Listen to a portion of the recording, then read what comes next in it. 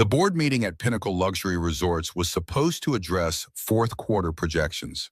Instead, 12 executives huddled around tablets displaying devastating headlines that threatened a century-old hospitality empire. Billionaire playboy caught cheating 3 days before wedding to hotel heiress. Fenro fortune in jeopardy as wedding plans crumble. Will Veronica Fenro lose everything? The photographs were undeniable. Harrison Blackwood sprawled across a yacht in Monaco with socialite twins, arms around one while kissing the other. By the time the Phoenix sun had cleared the horizon, Pinnacle stock had plummeted 15%. Harold Brennan, silver-haired board chairman who'd weathered 4 generations of Fenro family drama, stood at the polished mahogany table with the grim expression of someone delivering a death sentence. "Ladies and gentlemen," he began, his voice heavy with 4 decades of corporate warfare, "we're facing an extinction-level event." Through floor-to-ceiling windows, downtown, Phoenix stretched toward the horizon, the Desert Palace Hotel, Pinnacle's flagship property, gleaming like a mirage in the distance. None of the board members admired the view.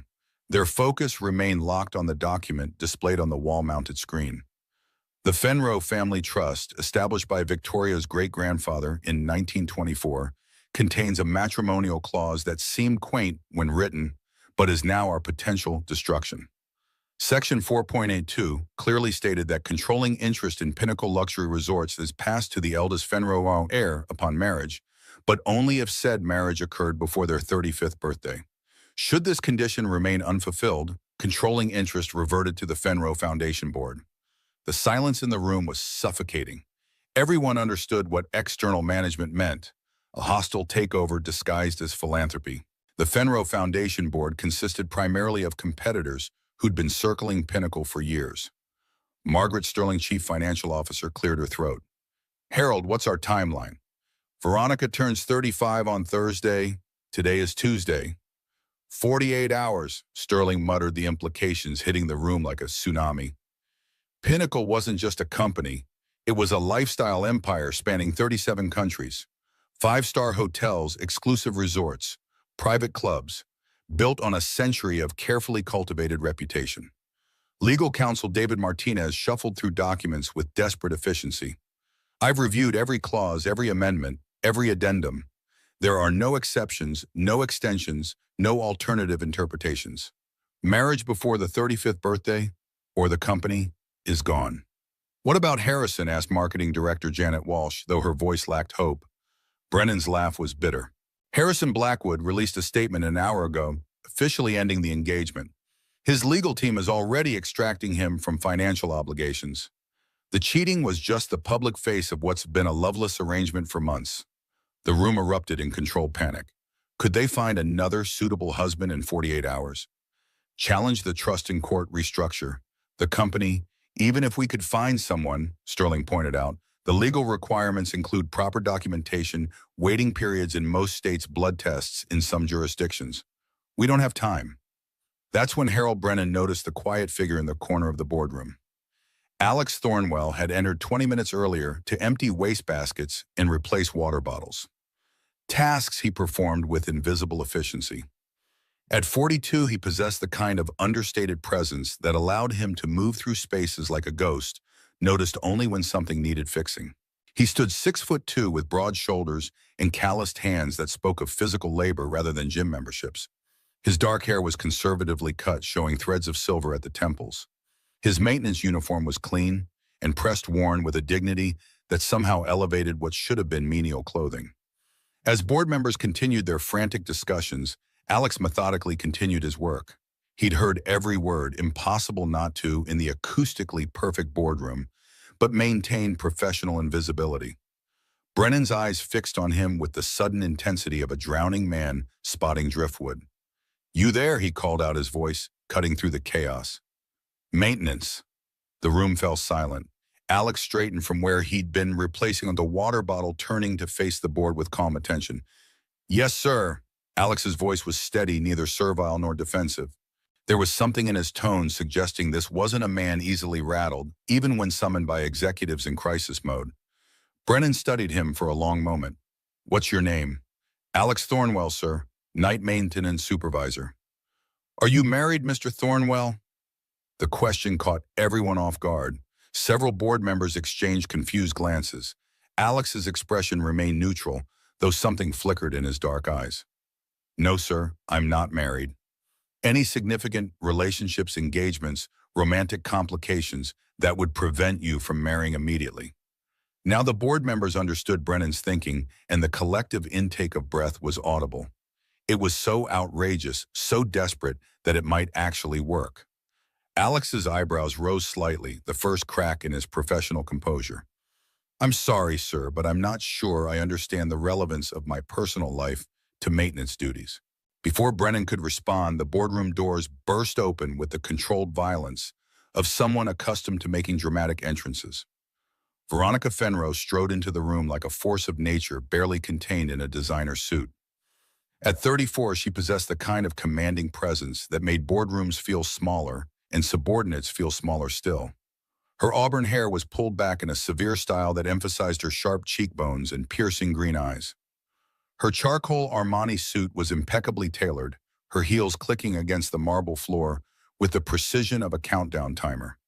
She'd clearly been awake all night dealing with lawyers, publicists, and damage control specialists, but showed no signs of exhaustion.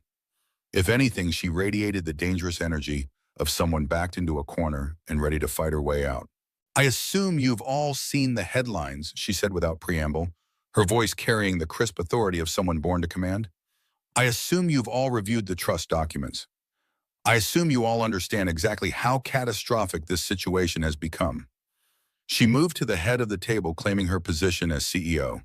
Her eyes swept the room, cataloging expressions, measuring loyalty, calculating who would stand with her and who would abandon ship. So, she continued, her tone deceptively calm. What solutions are we proposing? The boardroom remained silent. What could they say that they'd been discussing finding her a husband in 48 hours? That they'd been calculating the company's dissolution value? That's when Veronica's gaze fell on Alex Thornwell, still standing quietly in the corner, with a half-empty trash bag in his hands, inadvertently witness to the most important crisis in Pinnacle's history. Their eyes met across the room, and for just a moment time seemed suspended. She saw something in his steady gaze. Not fear or excitement she'd expected from an employee suddenly thrust into corporate drama, but something else entirely. Assessment, understanding, and perhaps impossibly, a flicker of sympathy. In that moment, with 48 hours until everything she'd ever known disappeared, Veronica Fenrose made the decision that would change everything. She walked across the room with predatory grace, her heels clicking against the marble floor like a countdown. Alex remained exactly where he was, neither advancing nor retreating, his dark eyes following her approach with the calm attention of someone accustomed to being scrutinized. When she stopped directly in front of him, close enough that he could smell her expensive perfume, something sophisticated and cold like winter roses mixed with steel, the height difference was minimal. In her 4-inch heels, she nearly matched his 6'2" frame. Mr. Thornwell, she said, her voice carrying dangerous sweetness, you've been listening to our conversation. It wasn't a question. Alex nodded once, neither apologizing nor making excuses. I was performing my duties, ma'am. I couldn't help but overhear. And what exactly did you overhear? That Pinnacle Luxury Resorts will cease to exist as a Fenrose company in 48 hours unless you marry before your 35th birthday. His response was matter-of-fact, neither judgmental nor sympathetic. Several board members winced at the brutal summary. Veronica's lips curved into something that might have been a smile if it had contained any warmth. Remarkably concise. You understand complex business situations quickly for someone who empties trash cans for a living. The insult was delivered with surgical precision, designed to remind everyone of the vast gulf between a billionaire heiress and a night janitor. But Alex's expression didn't change. He'd clearly endured worse. I understand that desperate situations require desperate solutions, he replied calmly. I also understand that you're considering asking me to marry you. The directness of his statement sent a shockwave through the boardroom. Several members gasped audibly. Margaret Sterling nearly choked on her coffee. Even Harold Brennan looked stunned that the janitor had cut straight to the heart of the matter. Veronica's eyes narrowed. She'd expected embarrassment, stammering, maybe a hasty retreat. She hadn't expected this quiet competence that seemed completely unimpressed by either her wealth or her desperation. "And what makes you think," she said, her voice dropping to a dangerous whisper, "that I would ever consider marrying someone so far beneath my social station?" "Because," Alex replied with infuriating calm, "47 hours from now, you won't have a social station left to protect." The accuracy of his assessment hit like a physical blow. Several board members shifted uncomfortably, recognizing the truth they'd been dancing around. "You have no idea who you're talking to," she said, her voice rising with the kind of authority that had made competitors flee. "I am Veronica Fenro. My family built this company when your grandfather was probably shoveling coal. I have a Harvard MBA controlling interest in 37 luxury properties and a net worth that exceeds the GDP of small nations." Alex listened without visible reaction, then asked quietly, "And how much will all of that be worth on Thursday morning?" The question hung in the air like a sword. Everyone knew the answer, but hearing it spoken by the maintenance staff felt like the final insult. "I could have you fired right now," Veronica said, her voice trembling with rage and something that might have been panic. "One word from me, and you'll never work in this city again." "Yes, ma'am, you could." Alex's acknowledgement was neither defiant nor submissive. "But that won't solve your problem." "Veronica," Harold Brennan finally found his voice, "perhaps we should discuss this privately." "No," she cut him off without taking her eyes off Alex. "If we're going to discuss the unthinkable, we'll discuss it openly."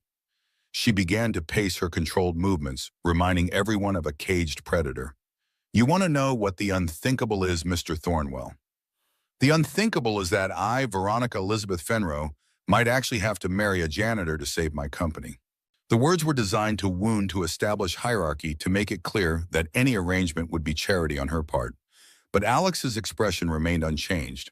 "The unthinkable," she continued, building momentum like a prosecutor delivering a closing argument, "is that someone who cleans toilets for a living might end up with access to a fortune he could never earn in 1,000 lifetimes."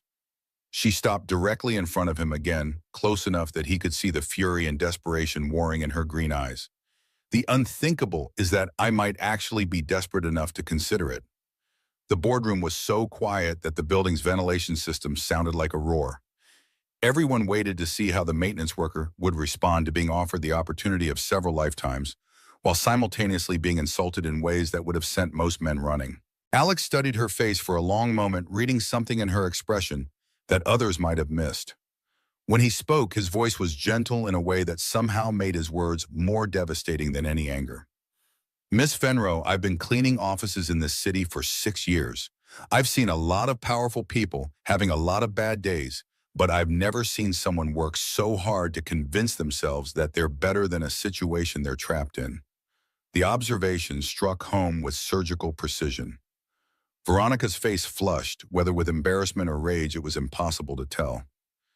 "You think you understand me?" she asked, her voice dangerous. "I think," Alex replied carefully, "that you're scared. I think you've never been in a situation where money and power couldn't solve your problems. I think you're lashing out at me because I'm safe to attack. Just a janitor who can't fight back without losing his job." The accuracy of his assessment was terrifying. Several board members looked away, uncomfortable with witnessing their CEO being psychoanalyzed by the help. "But mostly," Alex continued, "I think you're angry at yourself for being in a position where marrying a stranger is your only option." Veronica stared at him with a mixture of shock and something that might have been respect. In 34 years of life surrounded by yes men and sycophants, very few people had ever spoken to her with such unflinching honesty. "So," she said, her voice regaining some of its authoritative edge, "what do you propose, Mr. Thornwell? Are you going to save me from my predicament?" Alex set down his trash bag with deliberate care, giving himself a moment to consider his response. When he looked back at her, there was something different in his expression. A decision being made. "I propose," he said quietly, "that we stop pretending this is about charity or desperation or social stations. You need a husband. I'm legally eligible. The question isn't whether I'm good enough for you. The question is whether this arrangement serves both our interests." The shift in tone was remarkable. Suddenly, this wasn't a powerful woman condescending to a lowly employee. It was two adults discussing a mutually beneficial agreement. And what interests would those be? Veronica asked, her curiosity clearly piqued despite herself. That, Alex replied with a slight smile that transformed his entire face, is something we should discuss privately. Assuming, of course, that you're actually serious about this proposal and not just amusing yourself by humiliating the help. The challenge was subtle but unmistakable. He had called her bluff, forcing her to either commit to the insane plan or admitted she'd been wasting everyone's time. Veronica looked around the boardroom at 12 people witnessing either the most brilliant solution in corporate history or the most spectacular breakdown of a CEO under pressure. Mr. Brennan, she said, without taking her eyes off Alex, clear the boardroom. Mr. Thornwell and I need to discuss terms. The boardroom emptied with efficient speed. Harold Brennan was the last to leave, pausing at the door with a concerned expression that spoke of decades watching Fenro family members make decisions that would either be remembered as brilliant or catastrophic. Veronica, are you certain about this? She turned from the floor to ceiling windows, where she'd been staring at the Phoenix skyline, her reflection ghost-like against the afternoon sun. I've never been certain about anything in my life, Harold, but certainty is a luxury I can't afford right now. The door closed with a soft click, leaving Veronica alone with Alex Thornwell and the weight of 4 generations of family history. She remained by the windows, using the reflection to study the man who might become her husband in less than 48 hours. He'd taken a seat at the conference table, his posture relaxed but alert, neither presumptuous nor intimidated. Before we discuss terms, she said without turning around, you should understand exactly what you'd be marrying into, what you'd be saving. Her voice carried a different quality now, less authority, more exhaustion. The weight of maintaining perfection for 34 years showed cracks. My great-grandfather, Theodore Fenro, built the first Pinnacle Hotel in 1924 with money borrowed from his wife's family and determination that bordered on obsession. She turned from the window, beginning a slow circuit of the boardroom that felt like a ritual of remembrance. Her fingers trailed along the mahogany table that had hosted a century of family decisions. Theodore wasn't born wealthy. His father was a railroad worker. His mother took in laundry to make ends meet, but he had vision. He could see what Phoenix would become when it was still just a dusty frontier town. Alex listened without interruption, recognizing that this wasn't a business presentation, but something more personal. A woman trying to justify why preserving a legacy was worth marrying a stranger. The hotel was an immediate success. Theodore understood something his competitors missed. Luxury wasn't just about expensive furnishings and fancy food. It was about making people feel special, important, worthy of the best life had to offer. Every detail mattered. Every guest was treated like royalty. Her circuit brought her to a portrait hanging on the far wall, a stern-faced man in a 1920s suit standing proudly in front of an elegant hotel facade. Theodore Fenro looked like a man who'd never doubted a decision in his life. By 1930, there were 3 Pinnacle hotels. By 1948, Theodore had revolutionized hospitality. But more than that, he'd created something lasting, a family legacy that would employ thousands, serve millions, and stand as proof that vision and determination could build empires. She paused at another portrait, a woman in 1940s, elegant dress, beautiful, but with shadows in her eyes that suggested the cost of being married to an empire builder. That's Eleanor, Theodore's wife. She gave up her own dreams of being a concert pianist to support his vision. Their marriage was strategic, arranged by their families to combine her family's money with his ambition. But somewhere along the way, they found love. Real love, the kind that survives everything the world throws at it. Alex studied the portrait, noting the way Eleanor's hand rested on Theodore's shoulder with possessive pride. They look happy. They were for 34 years until Eleanor died of tuberculosis. Theodore never remarried. He poured all his grief into building the company, expanding across the country, establishing standards that still define luxury hospitality today. She moved to the next generation, a man in a 1950s military uniform was standing beside a woman in a wedding dress. My grandfather, William Fenro, Theodore's only son. He inherited the company at 28 when Theodore died of a heart attack.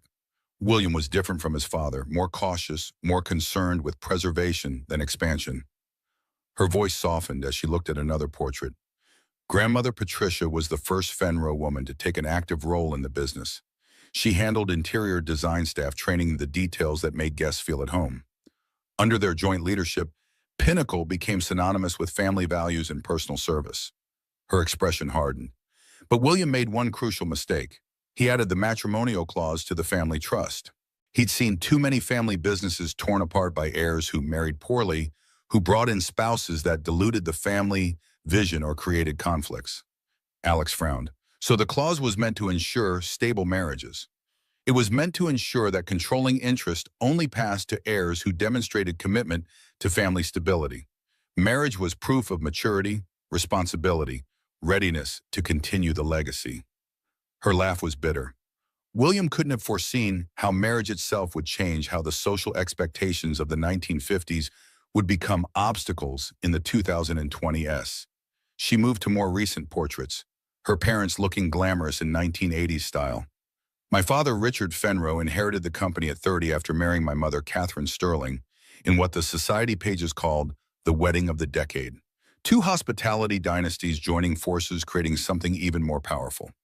But as she stared at her parents' portrait, her expression hardened. What the society pages didn't cover was how quickly love can turn to strategy and strategy to warfare. My parents' marriage was perfect for the first 10 years. They expanded internationally, established Pinnacle as a global brand, had me as their heir. She touched her mother's face in the portrait with one finger, a gesture so tender it revealed depths of pain she usually kept hidden.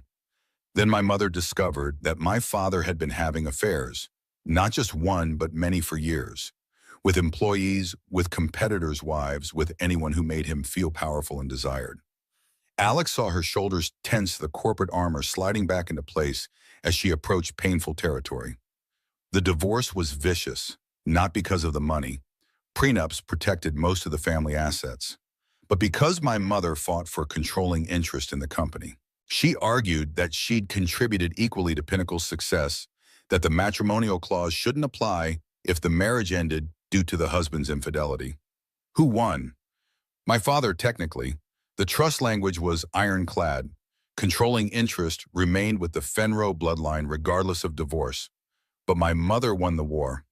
She took her settlement and started a competing luxury chain, Sterling Hospitality Group. She spent the next 15 years systematically poaching our best employees, our most exclusive locations, our most valuable clients. Veronica's voice dropped to barely above a whisper.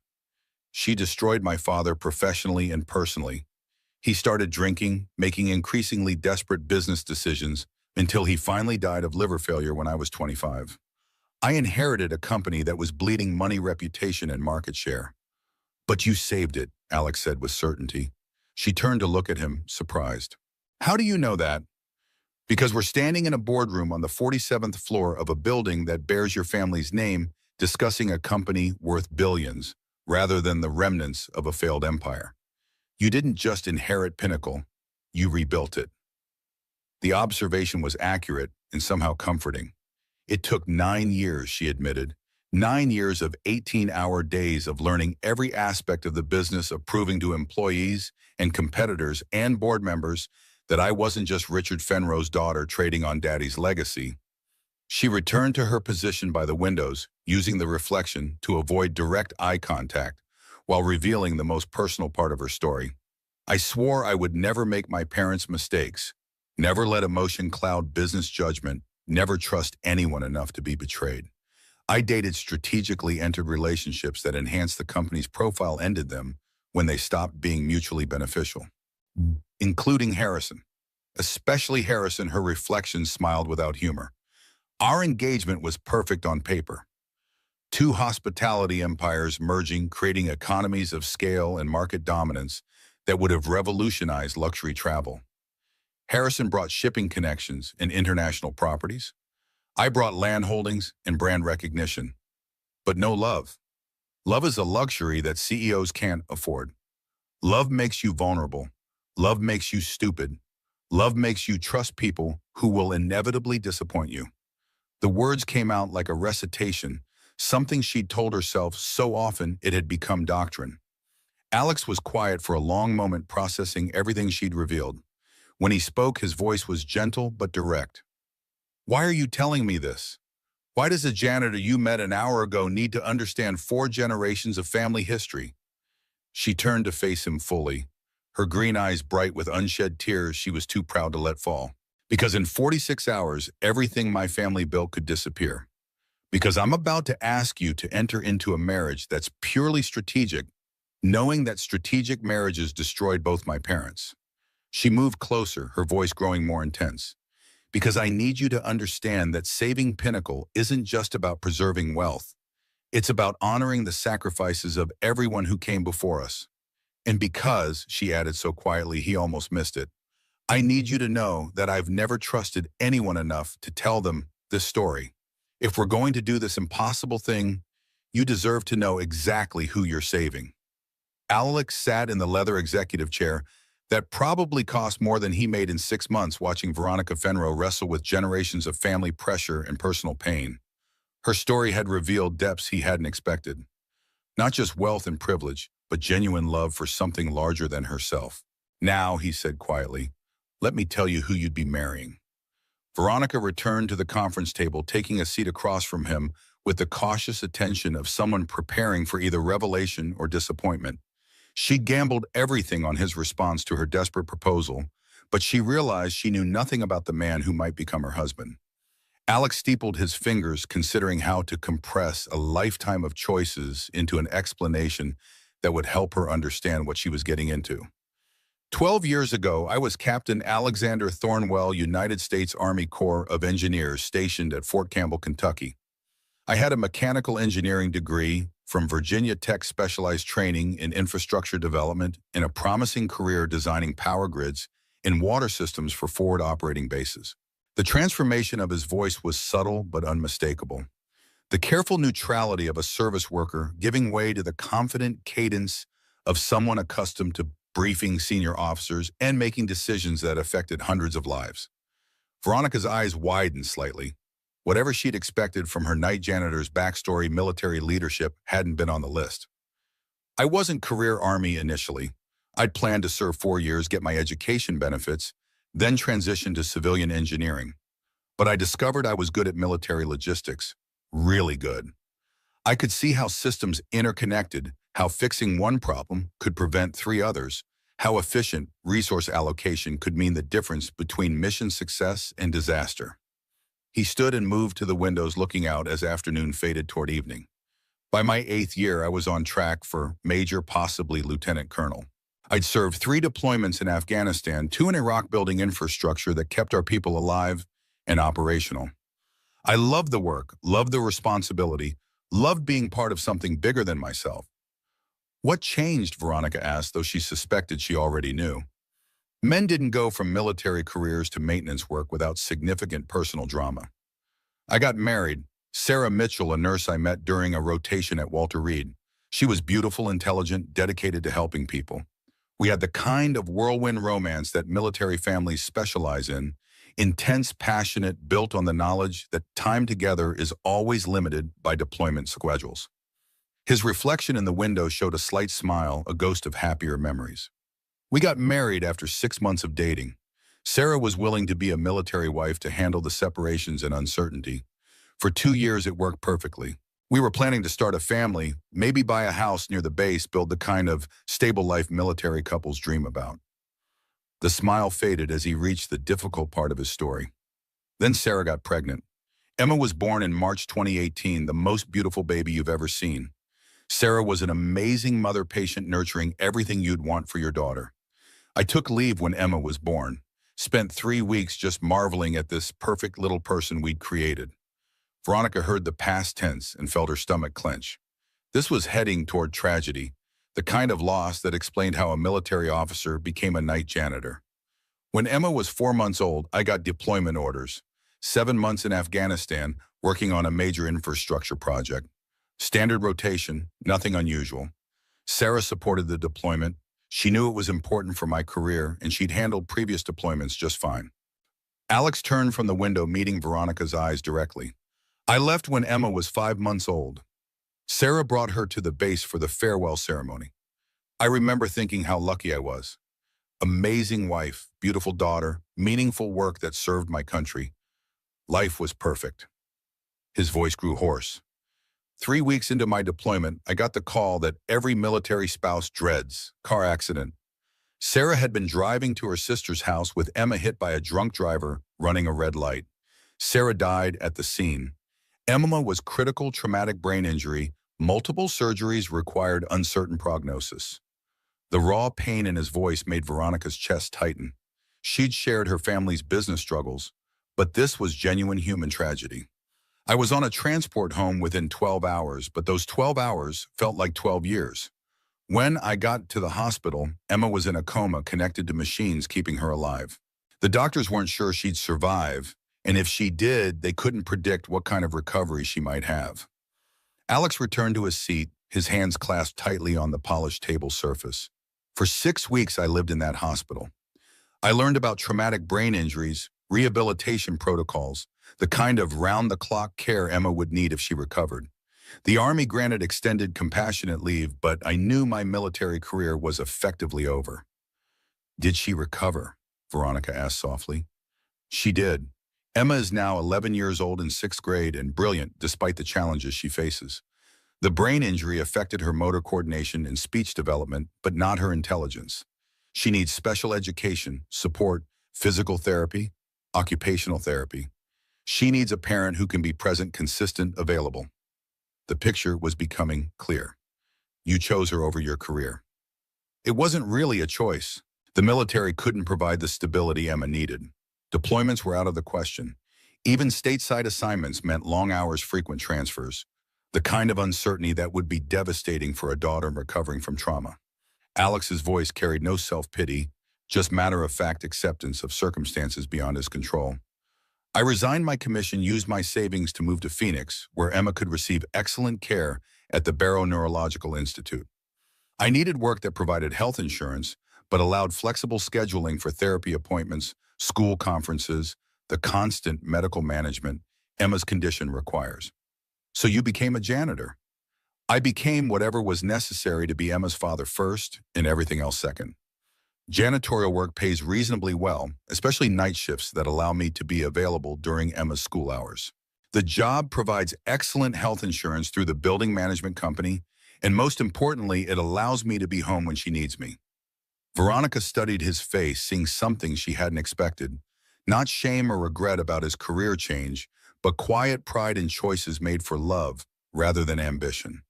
For 6 years, that's been my life. Emma's therapies, her education, her gradual progress toward independence. I've watched her learn to walk again, speak clearly, write at grade level despite challenges. She's extraordinary and deserves every sacrifice I've made. Where is she now? With Mrs. Rodriguez, our neighbor who watches her when I work night shifts. Emma does her homework practice at piano. She's remarkably musical for someone with motor coordination challenges, and usually falls asleep reading robotics magazines. She wants to be an engineer someday to build things that help people with disabilities. The love in his voice was unmistakable, and Veronica felt something twist in her chest. Envy, perhaps, for the kind of uncomplicated devotion she'd never experienced. So when you consider marrying Misa, Alex continued, you need to understand that Emma comes first always. Any arrangement we make has to account for her needs, her schedule, her future. I won't compromise her well-being for any amount of money or social position. You'd be giving up anonymity, Veronica pointed out. Marriage to me means media attention, public scrutiny. Emma's story becomes part of the narrative. I've considered that. Emma is strong enough to handle attention, especially if it comes with resources that could improve her life. Better medical care, educational opportunities, maybe funding for the assistive technology research she's interested in. Alex leaned forward slightly, his expression serious. But you need to understand, I'm not looking to be rescued from my current life. I'm not ashamed of being a janitor, and I'm not desperate for wealth or status. If we do this, it's because it serves both our needs, not because I'm grateful for the opportunity to marry above my station.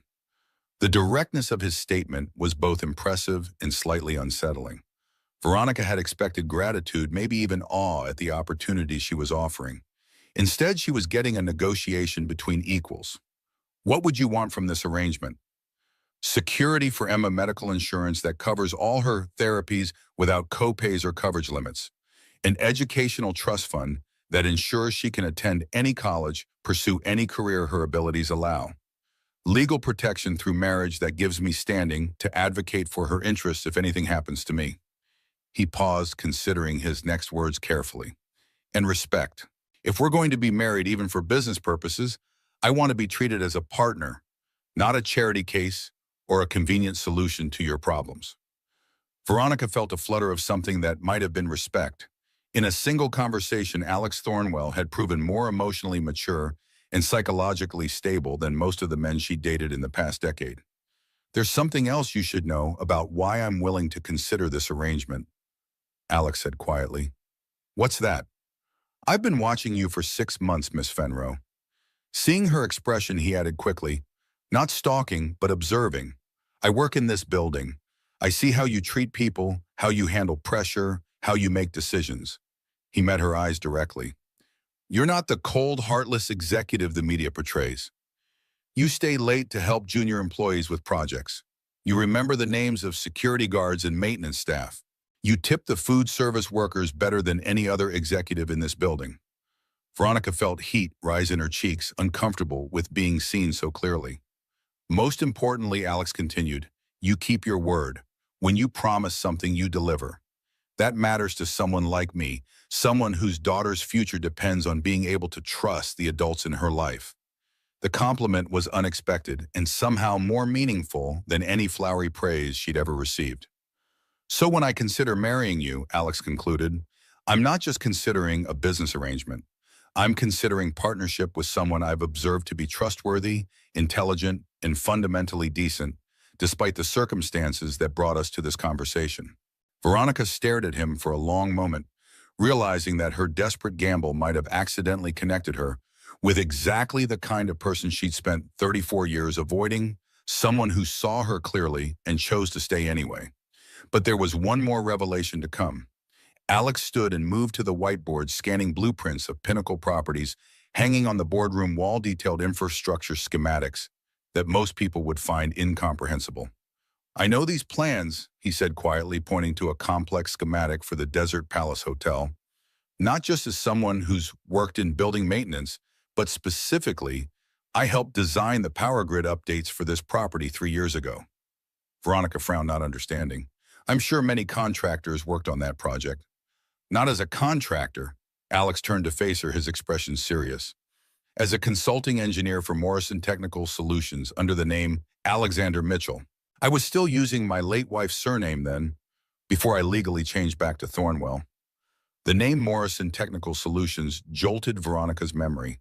It was the consulting firm that had handled several major infrastructure upgrades across Pinnacle properties, including electrical modernizations that had improved efficiency by 30%, while reducing operational costs by millions annually. That's impossible, she said slowly. Morrison Technical only worked with senior engineers, people with advanced degrees and extensive experience in luxury hospitality systems. Alex moved to a filing cabinet, pulling out a folder containing technical specifications for the building's infrastructure. He opened it to a page covered with complex calculations, annotations, and system modifications. Section 4.3 Subsystem Modifications for Peak Load Distribution During Convention Occupancy, he said, pointing to handwritten notes in the margin. I wrote those calculations. The original design called for a 15% increase in generator capacity, but I determined that smart load balancing could achieve the same result with only a 6% increase, saving Pinnacle approximately $2 million in equipment costs. Veronica stared at the technical drawings, recognizing the handwriting from modification notes she'd personally approved 3 years earlier. But the Morrison technical engineers we worked with were all highly credentialed professionals with impressive resumes and corporate positions, Alex finished. And I was one of them. Alexander Mitchell, senior infrastructure engineer, specializing in hospitality and commercial properties. He returned to his seat, his demeanor now carrying hints of the professional authority he'd once wielded. After Emma's accident, I couldn't maintain a full-time engineering position, but Morrison Technical hired me as an independent contractor for specific projects, flexible scheduling, work-from-home capability, complex problem-solving that could be done during Emma's school hours. For 3 years, I consulted on various Pinnacle projects, not just infrastructure, but operational efficiency, cost reduction, system optimization. I know your properties better than most of your staff because I've studied every mechanical, electrical, and structural system across 12 locations. The revelation was staggering. Veronica's mind raced through implications, connections, the bizarre coincidence that had placed a consultant she'd unknowingly worked with into her most desperate hour. The Morrison technical work ended 18 months ago, Alex continued. Emma's needs became more complex, requiring more consistent presence, and I couldn't maintain even the flexible consulting schedule. I took the maintenance position because it provided security and allowed me to be the father Emma needed. But you kept all the technical knowledge. You don't forget 15 years of engineering training because you changed jobs. I still read industry journals, follow developments in hospitality infrastructure, maintain my professional certifications. Emma's interested in engineering. We work on projects together, theoretical designs for accessibility improvements.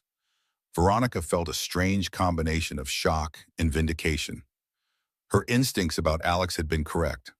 There was something different about him, something that suggested capabilities beyond his current position. So, Alex said, when you offered to marry me, you weren't just offering marriage to a janitor. You were offering marriage to someone who understands your business, who's contributed to its success, who knows exactly what preserving Pinnacle Luxury Resorts means from both operational and financial perspectives. The implications were profound. Marriage to Alex wouldn't just fulfill the trust requirements. It would bring genuine business expertise back into the company knowledge that had already proven valuable. There's more, Alex continued, opening another folder. During my consulting work, I identified several operational inefficiencies that could save Pinnacle approximately $12 million annually. I prepared recommendations, but Morrison Technical's contract ended before I could present them. He handed her a detailed report professionally bound with the kind of comprehensive analysis that would typically cost hundreds of thousands of dollars from a top-tier consulting firm. $12 million in cost savings. Conservative estimate. The report covers energy management staff, scheduling optimization, supply chain improvements, and guest service technologies that could improve satisfaction scores while reducing operational costs. Veronica set down the report, staring at Alex with new understanding. You've been planning this. No, he said quietly. I've been surviving doing whatever work I could find that met Emma's needs. But when you asked me to consider marriage, I realized I had more to offer than just legal eligibility. He leaned forward, his voice taking on the confident tone of someone presenting a business proposal. If we do this, Veronica, it's not charity, it's partnership. You get a husband who fulfills the trust requirements, but you also get an engineer who understands your business, who's already contributed to its success, who can help you build something even better. The boardroom felt different now, not like a desperate negotiation between unequal parties, but like a strategic planning session between potential partners. Veronica's mind was already racing through possibilities, seeing how Alex's expertise could be integrated back into Pinnacle's operations. Emma, she said suddenly, your daughter, how does she feel about your engineering background? Does she know what you gave up? Alex's expression softened. Emma knows I was a soldier and an engineer before she got hurt. She knows I chose to be her dad over everything else. But she also knows that choosing her didn't make me less intelligent or less capable. She's actually excited about the possibility that I might get to use my engineering skills again. The board is going to be shocked. The board, Alex replied with a slight smile, is going to discover that sometimes the best solutions come from unexpected sources. They've been working with my expertise for years without knowing it. Now they'll get to work with it directly. For the next 30 minutes, Alex transformed from night janitor to consulting engineer, outlining innovations that could revolutionize hospitality operations. His ideas were sophisticated, practical, and immediately implementable. More importantly, they demonstrated a deep understanding of Pinnacle's culture values and operational philosophy. When he finished, the question wasn't whether Veronica should marry him. The question was why it had taken a crisis to bring someone of his caliber back into her company. Alex, she said quietly, I need to ask you something directly. Of course. Forget about the trust requirements. Forget about saving the company. Forget about everything external. Do you want to marry me? Not as a business arrangement, not as a solution to our respective problems, but as a person. The question hung between them, more intimate than anything they'd discussed, despite the extraordinary circumstances that had brought them together. Alex studied her face for a long moment, seeing past the CEO armor to something more vulnerable underneath. Veronica, 6 hours ago, If someone had asked me to describe the perfect woman, I would have said someone kind, intelligent, devoted to family, and strong enough to handle life's challenges without losing her essential goodness. He moved closer, close enough that she could see the sincerity in his dark eyes. I wouldn't have said billionaire CEO because I thought wealth and power made that kind of goodness impossible. But watching you today, seeing how you fought to preserve something your family built, how you've considered Emma's needs in every part of this conversation, how you've treated me as an equal despite every social convention suggesting otherwise. Well, I think, he said softly, that I could not just marry you but love you. And more importantly, I think Emma could love you too. The admission hit Veronica like a physical force. In 34 years, no one had ever seen her clearly enough to fall in love with the person beneath the power and position. So yes, Alex concluded, if you're asking whether I want to marry you, the answer is yes. Not just as a business arrangement, but as the beginning of something that could become extraordinary. Veronica stood and moved to face him close enough that she had to look up slightly to meet his eyes. Then let's call Harold back in here. We have a wedding to plan and apparently a company to revolutionize. As she reached for her phone to summon the board, Veronica realized that what had started as the worst crisis of her life might actually be the best thing that had ever happened to her. The Pinnacle corporate jet sliced through the night sky, its cabin lights dimmed to create an atmosphere of privacy. Veronica sat by the window watching the scattered lights of small towns pass beneath them like constellations. The decisions of the past 6 hours felt surreal. In less than 24 hours, she would be married to a man she'd only just met. Alex sat across the aisle, his phone pressed to his ear as he spoke quietly with his neighbor, Mrs. Rodriguez. Yes, I know it's unexpected, he was saying, his voice carrying the careful patience of someone explaining a complex situation. Emma's medications are in the kitchen cabinet, the blue pill at 8 a.m., the white one with dinner. Her physical therapy exercises are listed on the refrigerator. She needs to do them before bed. He listened for a moment, then smiled slightly. No, Mrs. Rodriguez, I haven't lost my mind. Sometimes the right decision doesn't look sensible from the outside. Emma knows what's happening, and we've discussed it thoroughly. After a few more minutes of detailed instructions about his daughter's care, he ended the call and noticed Veronica watching him. Sorry about that, he said. Emma has a strict routine. Any disruption can set back her progress. You don't need to apologize for taking care of your daughter, Veronica replied, surprising herself with the gentleness in her voice. Alex studied her for a moment. This is going to sound strange, but I need to ask you a question before we go any further. What is it? Are you allergic to dogs? Emma has a service dog, a golden retriever named Edison.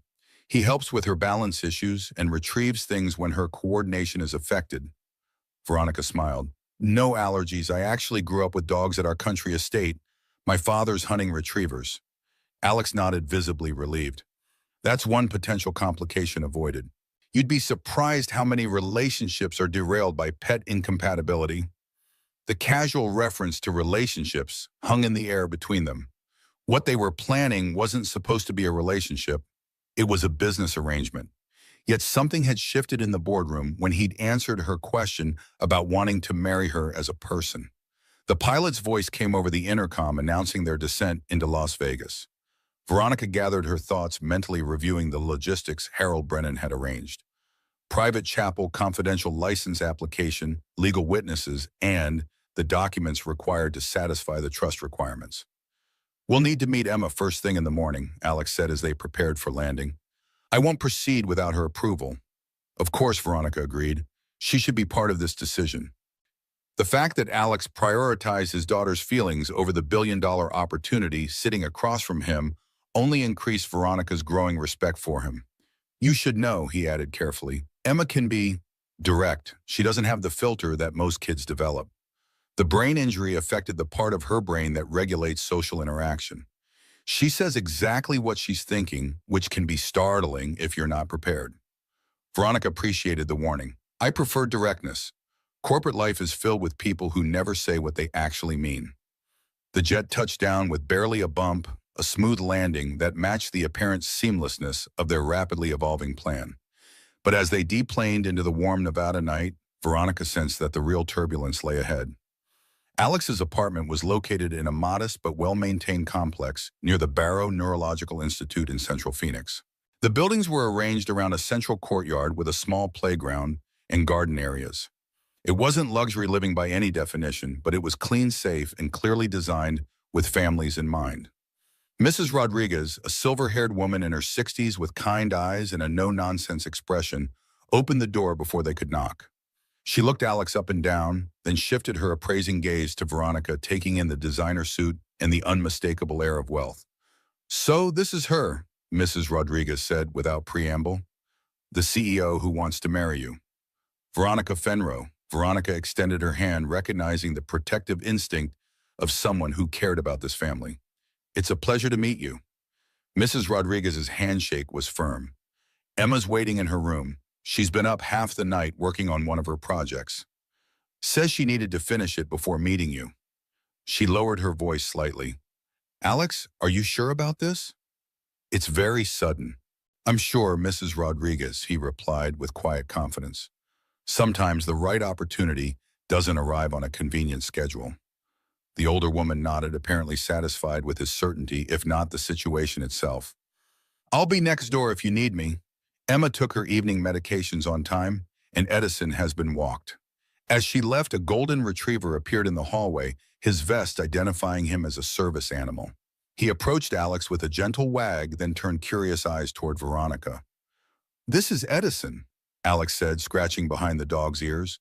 "Emma named him after Thomas Edison. She has a thing for famous engineers and inventors." Edison sniffed Veronica's hand, then nudged it gently, apparently approving of her scent. "He's beautiful," she said, stroking his silky head. "Very dignified." "He takes his job seriously," Alex agreed. "He's been with Emma for 3 years now. He can detect when her balance is off before she falls, and he's trained to retrieve her emergency medication if needed." He gestured down the hallway. "Emma's room is this way."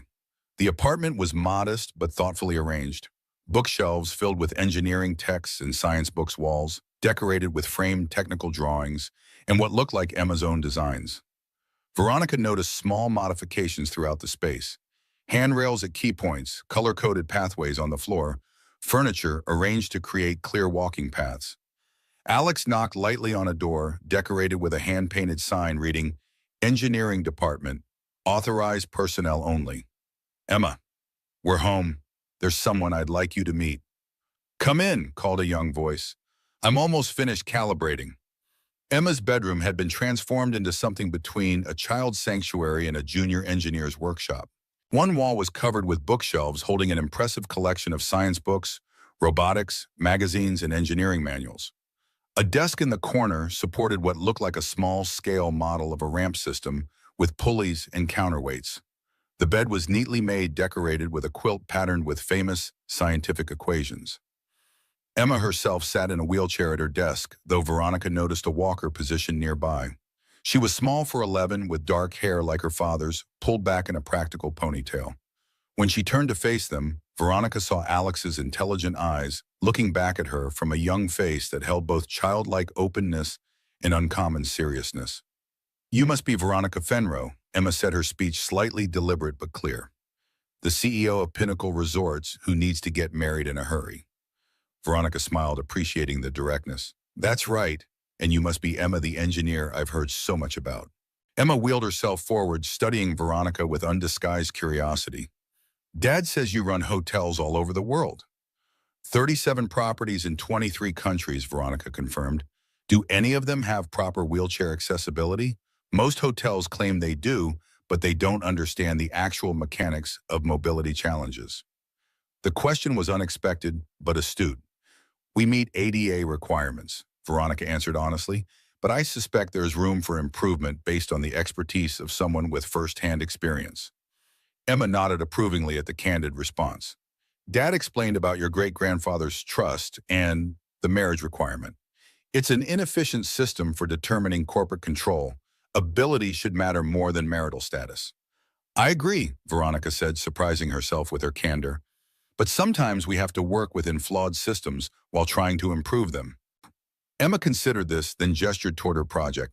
"I'm designing an accessibility ramp that uses mechanical advantage principles to require 60% less force to operate. Most hotel accessibility features are designed by people who've never used them." Veronica moved closer to examine the model. The design was ingenious, a system of counterweights and pulleys that would make operating doors and navigational aids much easier for people with limited strength or coordination. "This is impressive," she said, genuinely intrigued. "Have you considered how it would scale to commercial applications?" Emma's eyes lit up at the technical question. "The mathematics are sound at any scale. The challenge is materials cost versus long-term maintenance savings. Most businesses choose cheaper installation without calculating operational efficiency." Alex watched this exchange with visible pride. Emma's been designing accessibility improvements since she started physical therapy. Her occupational therapist says she has unique insights because she understands both the engineering principles and the user experience. Edison moved to Emma's side, positioning himself so she could rest her hand on his back for support as she shifted in her wheelchair. The movement looked practiced, a seamless partnership between girl and dog. "Can I ask you something directly?" Emma said, turning her full attention to Veronica. "Of course. Do you actually like my dad, or is he just useful to you?"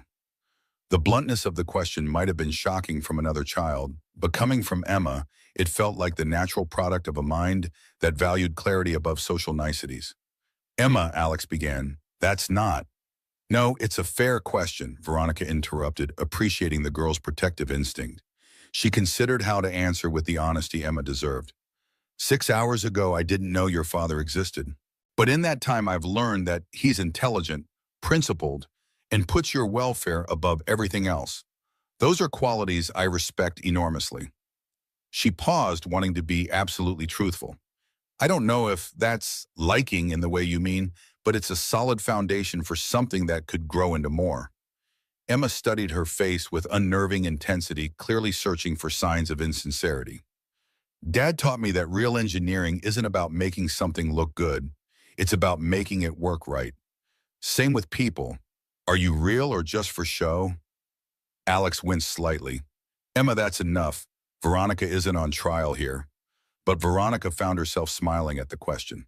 "It's a valid concern. The business world is full of people who are just for show. I'd like to think I'm real, Emma, but you'll have to form your own judgment based on my actions, not my words." Emma nodded slowly, apparently satisfied with this answer. "If you marry my dad, what happens to me? Where will we live? Will I have to change schools? Edison needs a yard to run in." The practical questions revealed the real anxieties beneath Emma's confident exterior. This wasn't just about a business arrangement between adults. It was about the fundamental stability of her life. "Those are important questions," Veronica acknowledged. "If your father and I marry, both of you would move into my apartment initially. It has more space, security, and is actually closer to your school and the Barrow Institute." She continued, addressing each concern methodically. "You wouldn't need to change schools unless you wanted to. As for Edison, my building has a private rooftop garden that would be perfect for him, and there's a park across the street." Emma considered this information with the seriousness of someone evaluating structural specifications. "What about my medical appointments? Dad has to take me to physical therapy 3 times a week, speech therapy on Tuesdays, and cognitive assessment every month. I have a private driver who would be available to both of you," Veronica explained, "and my assistant could help coordinate scheduling to make sure nothing is missed." "What about Dad's engineering work? He's really good at it, you know. He just had to stop because of me." The statement carried a weight of guilt that no 11-year-old should have to bear. Veronica's heart ached at the responsibility Emma felt for her father's career sacrifice. "Actually," Veronica said carefully, "part of our arrangement would involve your father returning to engineering work at Pinnacle. His expertise would be incredibly valuable to the company." Emma's eyes widened. "Really? He could be an engineer again?" "He never stopped being an engineer," Veronica corrected gently. "He just put that work aside temporarily to be your father. Now he might have an opportunity to do both." For the first time, Emma smiled, a transformation that lit her serious face with childlike joy. "He misses it, you know. Sometimes I find him reading engineering journals at night when he thinks I'm asleep." Alex looked surprised and a little embarrassed by this revelation. "There's one more thing," Emma said, her expression growing serious again. "If you're going to be my stepmom, you should know about Dad's bad days." "Emma," Alex's voice carried a warning, "that's not necessary." It is, she insisted with the certainty only children possess. She needs to know everything if she's going to be family. She turned back to Veronica. Sometimes Dad has nightmares about Afghanistan and Mom's accident. He calls them system malfunctions, but the doctors called it PTSD. He gets really quiet and needs to be alone in his workshop. It doesn't happen much anymore, but it might if he gets stressed about this marriage stuff. The matter-of-fact way she described her father's trauma spoke volumes about the relationship between them. No secrets, no shame, just honest recognition of the challenges they faced together. Veronica looked at Alex, seeing the discomfort in his expression, but also the pride in having raised a daughter who understood that vulnerability wasn't weakness. "Thank you for telling me, Emma," she said quietly. "That's important information that helps me understand your father better." Alex cleared his throat, clearly wanting to move the conversation forward. "Emma, Veronica and I need to make a decision tonight. We're planning to fly to Las Vegas in the morning for a small ceremony that would satisfy the trust requirements. But we won't proceed without your approval." Emma sat straighter in her wheelchair, clearly recognizing the significance of being given a voice in this decision. "Would I be there at the wedding?" "Of course," Veronica answered immediately. "You're the most important person in your father's life. You should be part of this."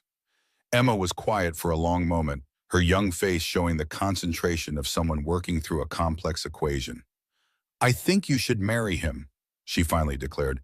"Dad needs someone smart enough to understand what he's talking about, and you need someone who isn't after your money. Plus, your hotels need better accessibility features, and I have lots of ideas about that." The practical assessment made both adults smile. "Is that a yes?" Alex asked. Emma nodded decisively. "It's a conditional yes. You have to promise to be honest with each other, even about the hard stuff. That's how good systems work, with clear communication protocols." "I promise," Veronica said, strangely moved by the child's wisdom. "Me too," Alex agreed. "Good," Emma said with finality. "Now can I show you my designs for a better hotel bathroom? The ones in most hotels are terrible for people with mobility issues." The private chapel at the Bellagio had been secured through Harold Brennan's connections, a small, elegant space that could be closed to the public without attracting attention. The staff had been selected for their discretion with confidentiality agreements, ensuring that news of the ceremony wouldn't leak until Veronica and Alex were ready to announce it. Emma sat in the front row wearing a simple blue dress that complemented her dark hair. Edison lay at her feet, his service vest exchanged for a blue bow tie that matched Emma's dress. Mrs. Rodriguez sat beside her, still looking skeptical about the entire arrangement, but determined to support the child she'd come to care for deeply. Alex stood at the altar in a charcoal suit that Brennan's assistant had somehow acquired in his exact measurements overnight. He looked transformed from the maintenance worker Veronica had met yesterday, the suit emphasizing his military posture and natural dignity. Veronica wore an ivory silk dress, simple and elegant, rather than traditionally bridal. She'd rejected the idea of pretending this was a conventional wedding, opting instead for something that honored the unique circumstances that had brought them together.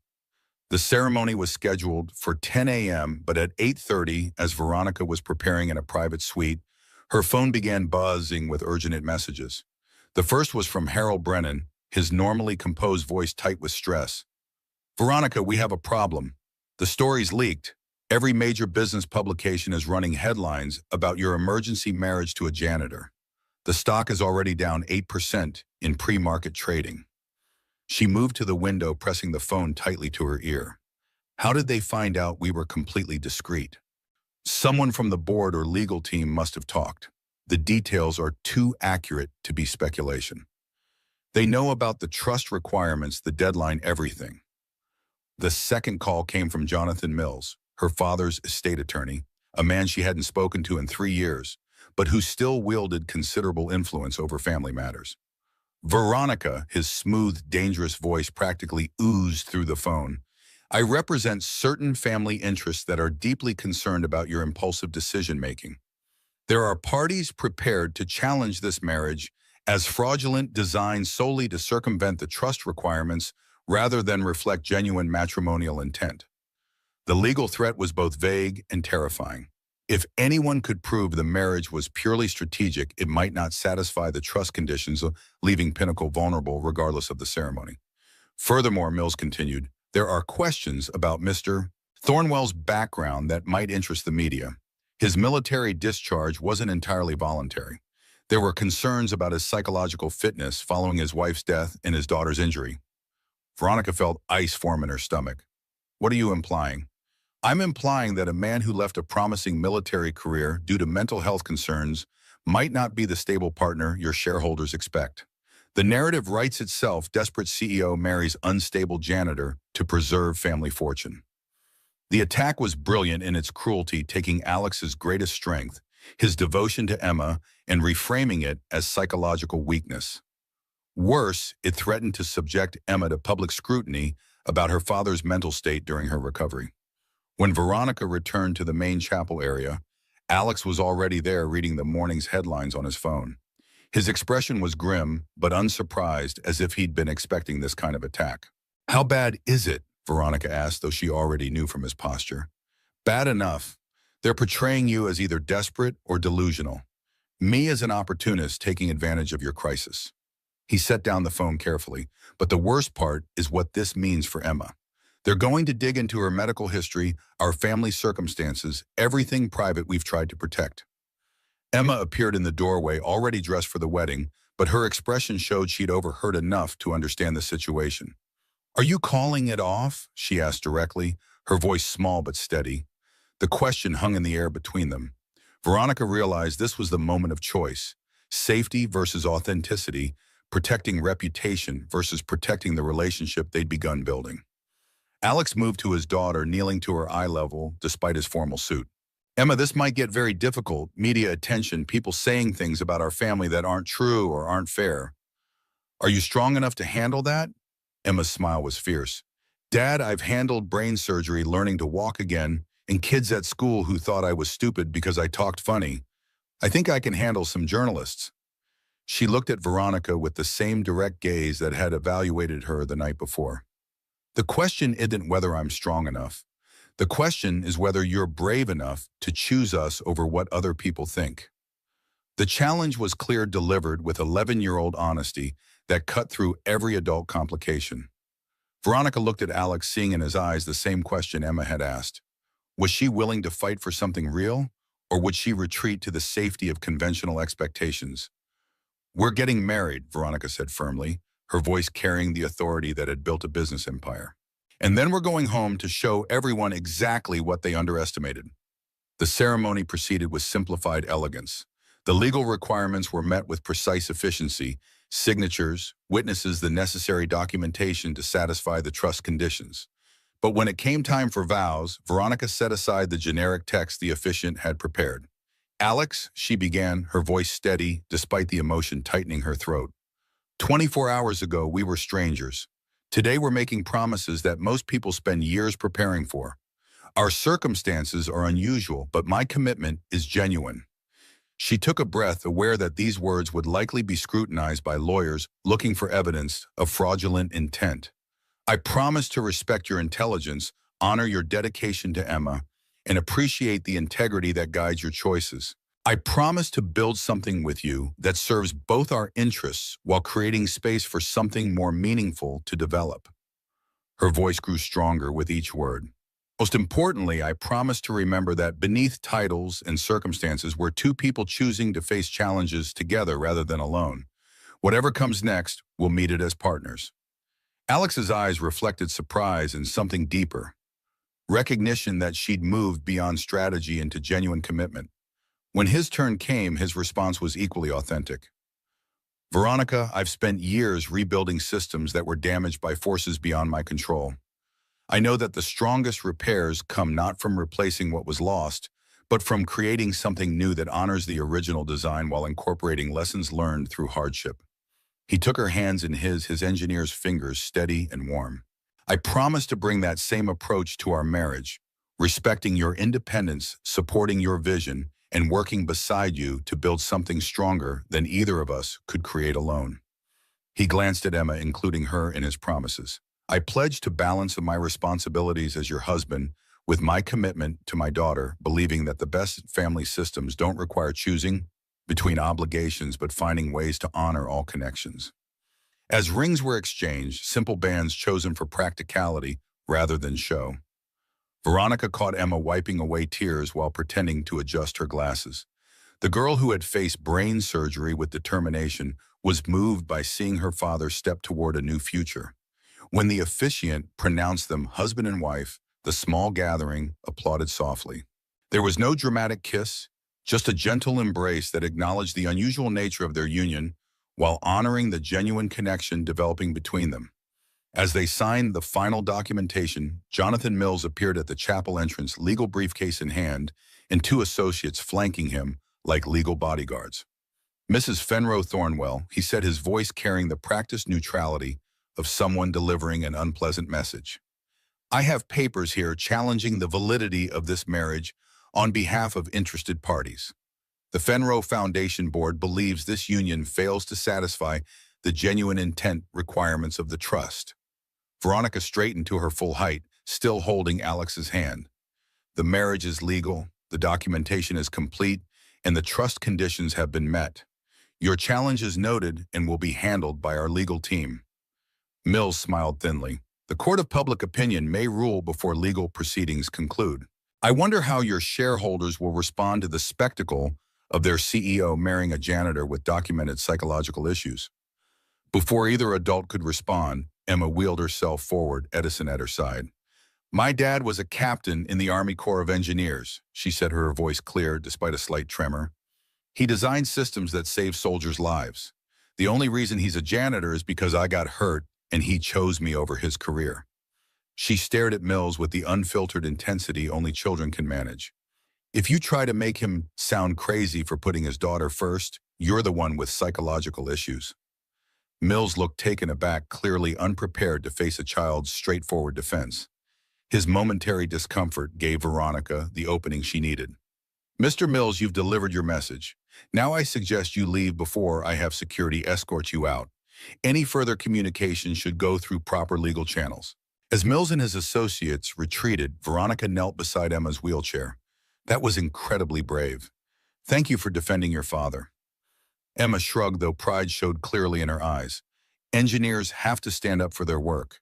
Dad's best project is our family. The flight back to Phoenix carried none of the nervous energy of their journey to Las Vegas. Instead, a different tension filled the cabin, the weight of knowing they were flying into a storm of media attention and corporate politics. Veronica spent much of the flight on conference calls with Harold Brennan and the PR team, developing a strategy to address the inevitable questions about her sudden marriage. Alex sat with Emma, reviewing her medications and therapy schedule for the coming week, making notes about how to minimize disruption to her routine despite their changing circumstances. When Veronica finally ended her calls, she found Emma asleep, her head resting against her father's shoulder. Alex was watching his daughter with an expression of such tender protectiveness that Veronica felt like an intruder witnessing something sacred. She pushed herself too hard today, he said quietly.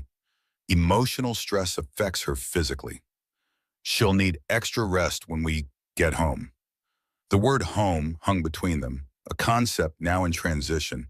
Where was home? Veronica's penthouse, Alex's apartment, some new space they might create together.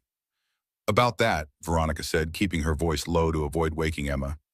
I think you and Emma should move into my penthouse initially. It's secure, private, and large enough that we can all have personal space while adjusting. Alex nodded thoughtfully. That makes sense for now, but we should consider Emma's needs carefully. Too much change too quickly could set back her progress. Of course, Veronica agreed. We'll move at whatever pace works for her. Maybe bring some of her furniture, keep her surroundings as familiar as possible. She hesitated before asking her next question. Mills mentioned your military discharge. He implied there were concerns. Alex was quiet for a long moment, his hand gently stroking Emma's hair as she slept. When he spoke, his voice carried the careful precision of someone navigating dangerous terrain. After Sarah died and Emma was injured, I had what the military calls an adjustment disorder with mixed anxiety and depressed mood. Civilians would call it PTSD combined with grief. I wasn't sleeping. I was hypervigilant about Emma's condition. The military psychologist recommended I transition to civilian life for both my sake and Emma's. He met Veronica's eyes directly.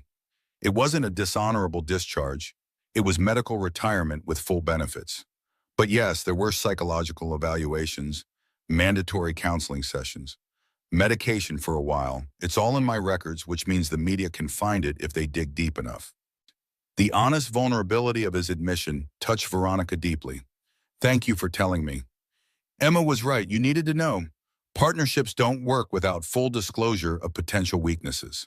The engineer's practical approach to emotional matters was oddly comforting. Alex didn't hide his struggles or exaggerate them. He simply presented them as components of a complex system that required proper management. Does it still affect you? She asked gently. Sometimes. Certain sounds can trigger flashbacks, car horns, that sound like alarms, sudden loud noises. I occasionally have nightmares about the hospital, about not reaching Emma in time. He spoke without self-pity, simply stating facts. But I've learned management techniques. Regular exercise helps. Focusing on concrete tasks, building things, fixing mechanical problems. And Emma is my anchor. Caring for her gives me purpose that keeps the darkness at bay. Veronica felt a new respect bloom alongside her growing affection for this man. The strength required to face one's demons while raising a special needs child alone was far greater than any corporate battle she'd ever fought. If it happens, a flashback or nightmare, what should I do? The question clearly surprised him, as if he hadn't expected her to care enough to ask. Just give me space, then presence, without pressure. Don't ask questions immediately. Wait until I signal that I'm ready to talk. Emma knows the protocol. She'll guide you if needed. The matter-of-fact way he included Emma in his coping strategy spoke volumes about their relationship. They were a team, each supporting the other through their respective challenges. Anything else I should know? Veronica asked. Alex considered this seriously. I sleep lightly, military habit combined with being attuned to Emma's needs. I often get up early to exercise before she wakes.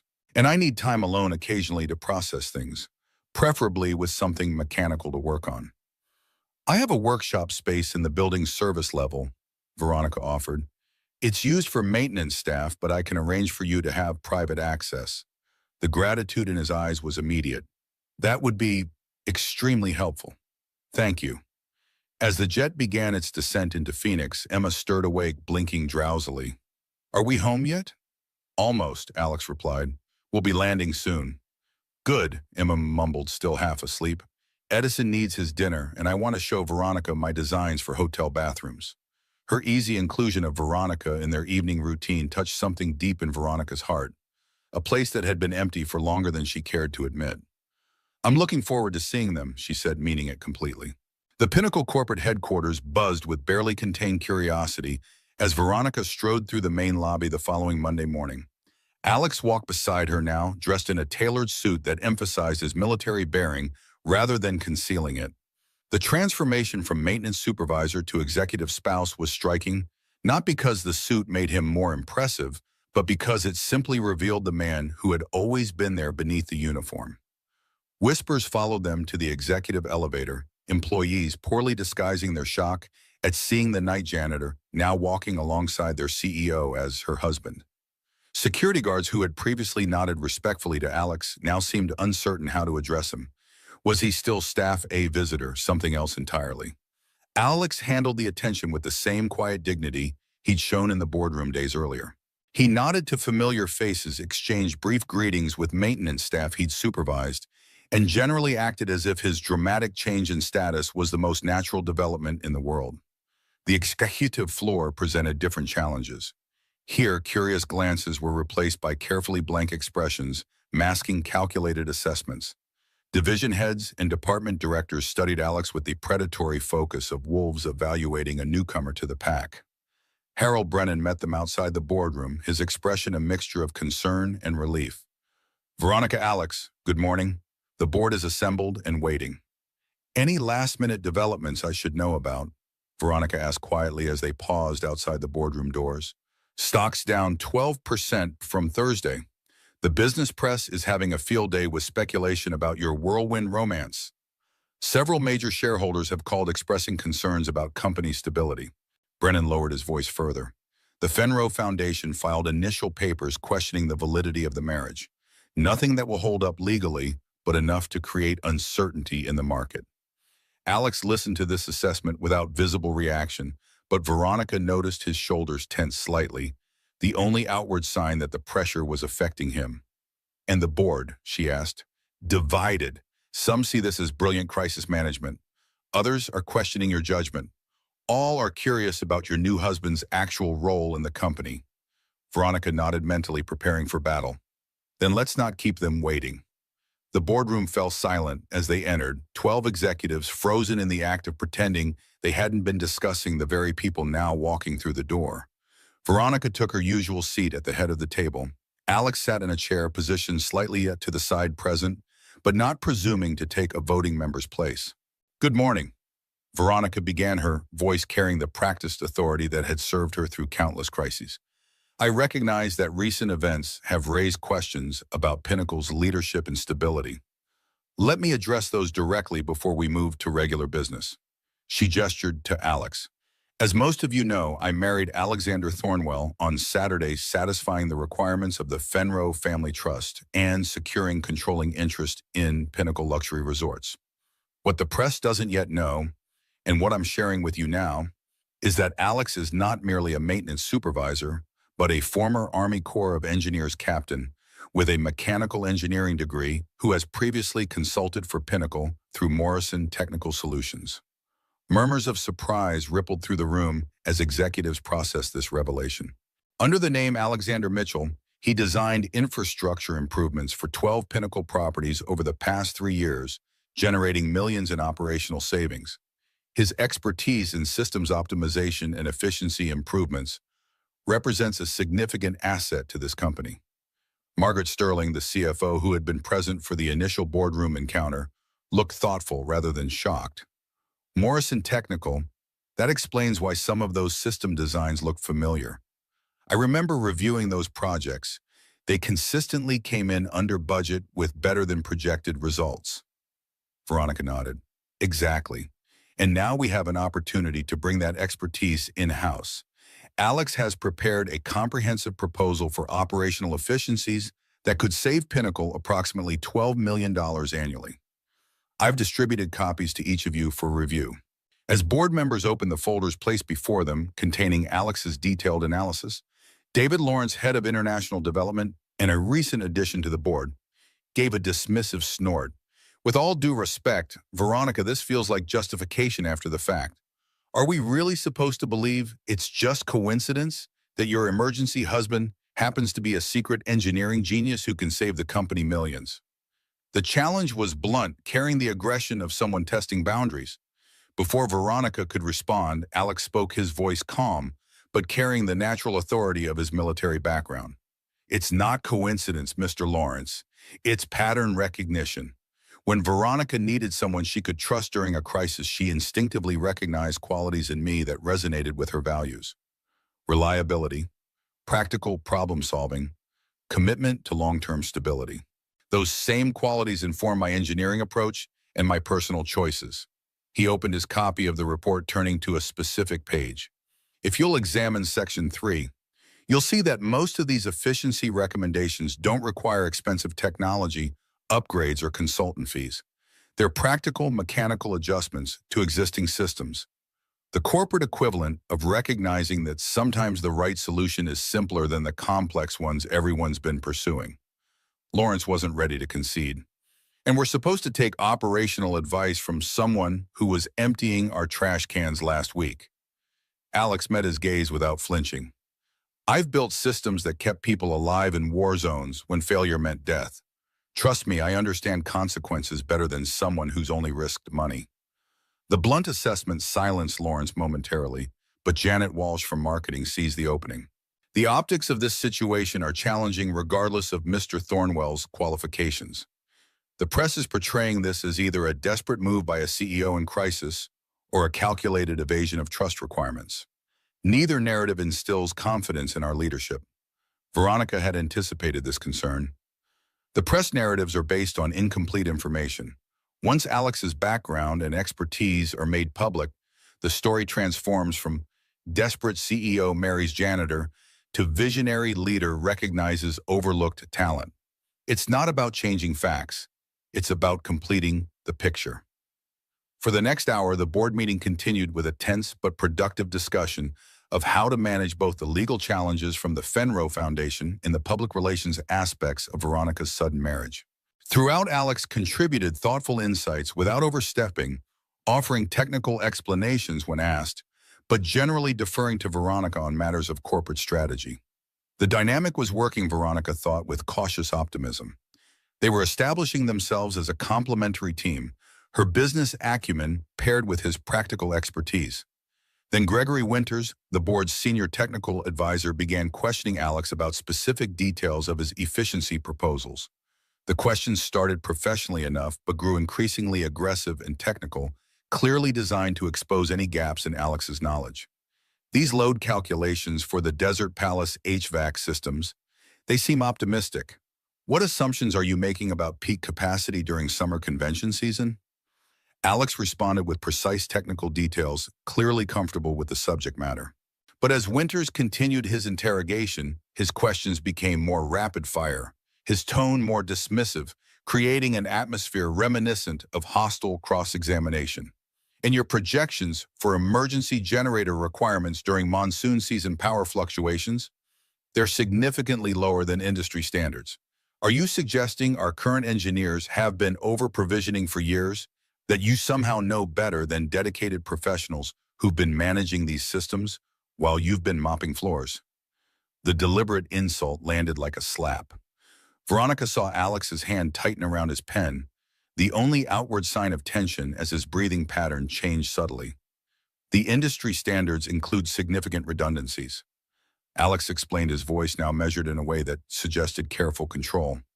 My calculations factor in smart load distribution that allows for smaller generator capacity while maintaining critical systems. It's an approach I developed in Afghanistan where resource limitations required innovative solutions. Winters pressed harder. And if you're wrong, if your battlefield improvisation fails in a luxury hotel filled with guests paying $1,000 a night, who bears responsibility? Then the maintenance worker playing engineer. Something shifted in Alex's expression. A momentary distance in his eyes, a tightness around his mouth. Veronica recognized the signs from his description on the plane. The aggressive questioning combined with the references to Afghanistan were triggering associations with high-pressure military situations. Before she could intervene, Alex set down his pen with deliberate care and took a slow, measured breath. "Mr. Winters," he said quietly, "I need a moment." The simple statement silenced the room. Alex continued his honesty, disarming the tension. "What you're seeing is what my doctors would call a mild stress response. Some people call it PTSD. It happens sometimes when certain patterns of questioning remind me of combat situations or the hospital after my wife's death."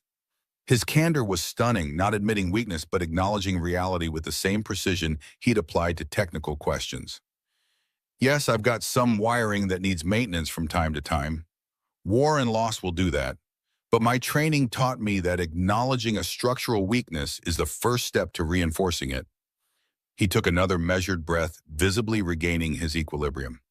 "To answer your question directly, my calculations include 3 layers of redundancy, not the industry standard 5, because I've determined the additional 2 layers provide negligible security at significant cost. I stand by those assessments and accept full responsibility for their implementation." The boardroom remained silent, executives uncertain how to respond to this unprecedented moment of human vulnerability in a setting usually reserved for polished corporate performances. Veronica rose from her chair, moving to stand beside Alex, a deliberate show of solidarity. "My husband's engineering recommendations have already saved this company millions through his previous consulting and work.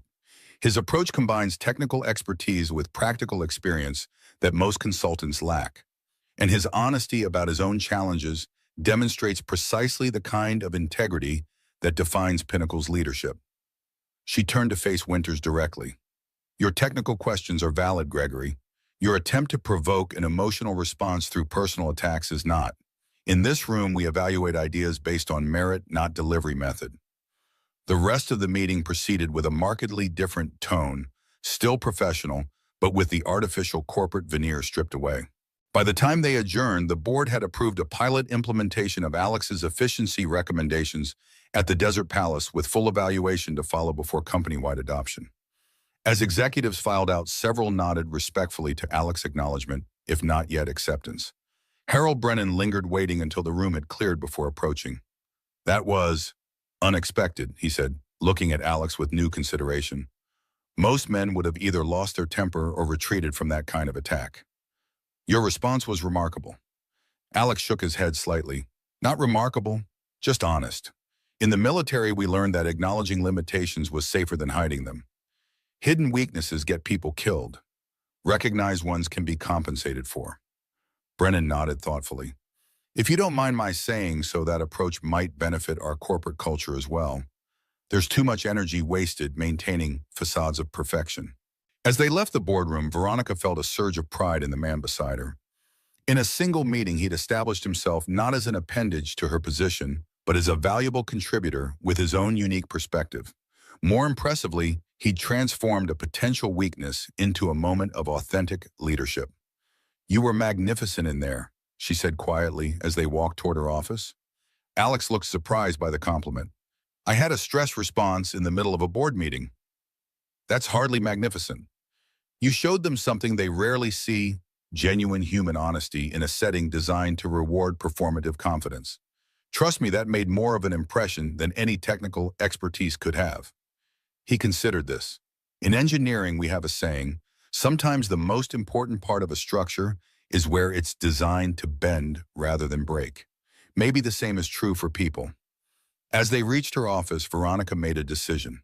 I need to handle some calls, but then I'd like to take you to lunch, not as CEO and engineer, but as wife and husband, trying to get to know each other under very unusual circumstances. Alex's smile transformed his serious face. I'd like that, but first I need to call Emma's school to check on her morning progress. New environments can be challenging for her. The simple statement reminded Veronica that beyond corporate politics and trust requirements, they were building something more complex and precious, a family unit centered around a remarkable child who deserved all the stability they could provide. Take all the time you need, she said. Emma comes first. Always. The genuine appreciation in Alex's eyes told her she'd passed an important test. For all his technical brilliance and military discipline, his heart belonged first and foremost to his daughter. Respecting that priority wasn't just the right thing to do. It was the foundation upon which any genuine partnership between them would need to be built. Moving day arrived with military precision thanks to Alex's careful planning. 3 weeks after the wedding, a small moving truck pulled up to Veronica's luxury high-rise, containing only the essentials from the Thornwell apartment: Emma's bedroom furniture, her medical equipment, a workshop's worth of tools, and Edison's bed and supplies. Alex had insisted on leaving most of their other possessions in storage. We should integrate gradually, he'd explained. Too much change at once could overwhelm all of us. Veronica's penthouse occupied the entire top floor of Phoenix's most prestigious residential building. Floor-to-ceiling windows offered panoramic views of the city and distant mountains. The interior was elegantly minimalist. Italian furniture, contemporary art, and a kitchen that looked more like a design showpiece than a functional space. As Emma wheeled herself through the main living area, her expression was a mixture of awe and apprehension. Edison stayed close beside her, sensing her anxiety. It's very white, she observed, running her hand along a pristine sofa. Do you actually live here, or is it a hotel room? Veronica smiled at the girl's directness. It probably does look more like a hotel suite than a home. I've never spent much time here, mostly just to sleep between workdays. Where will my therapy equipment go? Emma asked practically. My balance bars need wall mounting, and my coordination station needs at least 6 feet of clear space. Alex had already considered this. The home office can be converted into a therapy room. It has the right dimensions and good natural light. That works perfectly, Veronica agreed. I rarely use it anyway. I mostly work at the office or in the living room. Emma wheeled herself down the hallway, exploring with the methodical attention of someone mapping unfamiliar territory. She paused at a set of double doors. Is this your bedroom? Yes, but there's a guest suite at the other end of the apartment that will be your father's room for now. Veronica had been careful to establish appropriate boundaries from the beginning. Their marriage might be legal, but their relationship was still developing. Separate bedrooms felt like the respectful approach. Alex appeared in the hallway carrying a toolbox. I've checked the bathroom accessibility. We'll need to install grab bars and adjust the shower setup, but the doorways are wide enough for the wheelchair on days when Emma needs it. Whatever modifications are necessary, just make them, Veronica said. This is your home now, too. The words felt strange but right. After 9 years of living alone in this immaculate space, the prospect of sharing it, of transforming it into a true home, was both terrifying and somehow exhilarating. Within hours, the stark penthouse began to change. Emma's room filled with her books, science posters, and the special equipment that supported her independence. The home office transformed into a therapy space with balance bars, coordination tools, and the medical supplies that managed her condition. The pristine kitchen collected colorful magnetic reminder notes about medications, schedules, and therapy appointments. Most striking was Alex's quiet efficiency as he moved through the space making small but significant modifications. Installing grab bars in bathrooms, adjusting furniture heights for Emma's accessibility, setting up a modest workshop area on the service balcony where he could maintain her equipment. By evening, Edison had claimed a sunny spot near the windows. Emma's favorite books filled a previously empty bookshelf, and family photos appeared on walls that had held only abstract art. The penthouse felt fundamentally different, less like a magazine feature and more like a place where people actually lived. As they ate dinner together at the dining table, a simple meal Alex had prepared, while Veronica helped Emma organize her school materials, Veronica realized this was the first time in years she'd eaten at this table, rather than at her desk or on the sofa while working. "Is the food okay?" Alex asked, noticing her thoughtful expression. "I kept it simple tonight, since we're all tired from moving." "It's perfect," Veronica replied honestly. "I just realized I can't remember the last time I had a proper family dinner." Emma looked up from carefully cutting her chicken. "We always eat together at the table. Dad says meals are for talking, not for screens or work." "A rule I fully support," Veronica said, setting her phone face down beside her plate. "So what should we talk about?" Emma didn't hesitate. "Can I show you my designs for hotel bathrooms tomorrow? I've been thinking about how to make them better for people like me without making them look like hospital rooms." "I'd love to see them," Veronica said. "In fact, I've been considering an accessibility initiative across all Pinnacle properties. Your insights would be invaluable." "Really?" Emma's eyes widened with excitement. "Could we actually build them like in real hotels?" "If they're as good as I suspect they are, absolutely. We could start with a pilot program at the Desert Palace." Alex watched this exchange with visible pride. Emma's been designing accessibility improvements since she started therapy. Her occupational therapist says she has unique insights because she understands both the technical principles and the user experience. "The best engineering comes from solving problems you've experienced personally," Emma explained with 11-year-old wisdom. "That's why Dad was so good at military engineering. He actually lived in the places he was designing for." As the conversation continued touching on school projects, therapy progress, and potential improvements to the penthouse, Veronica felt something unfamiliar settle in her chest. A warmth that might have been contentment or perhaps the first tendrils of belonging. Later, after Emma had gone to bed, Veronica found Alex on the balcony looking out at the city lights. He'd changed from his moving clothes into worn jeans and a simple t-shirt that emphasized his military physique without seeming deliberate about it. "She seems to be adjusting well," Veronica said, joining him at the railing. "For now," Alex nodded. "Emma's resilient, but change takes time to process. There might be rough days ahead when the novelty wears off and she misses familiar routines. What can I do to help when that happens?" Alex looked surprised by the question, as if he wasn't accustomed to someone offering support rather than expecting it from him. "Consistency helps," he said after a moment. "Regular schedules, predictable responses, and space when she needs it. Sometimes her brain gets overwhelmed processing new information, and she needs quiet time to sort things out."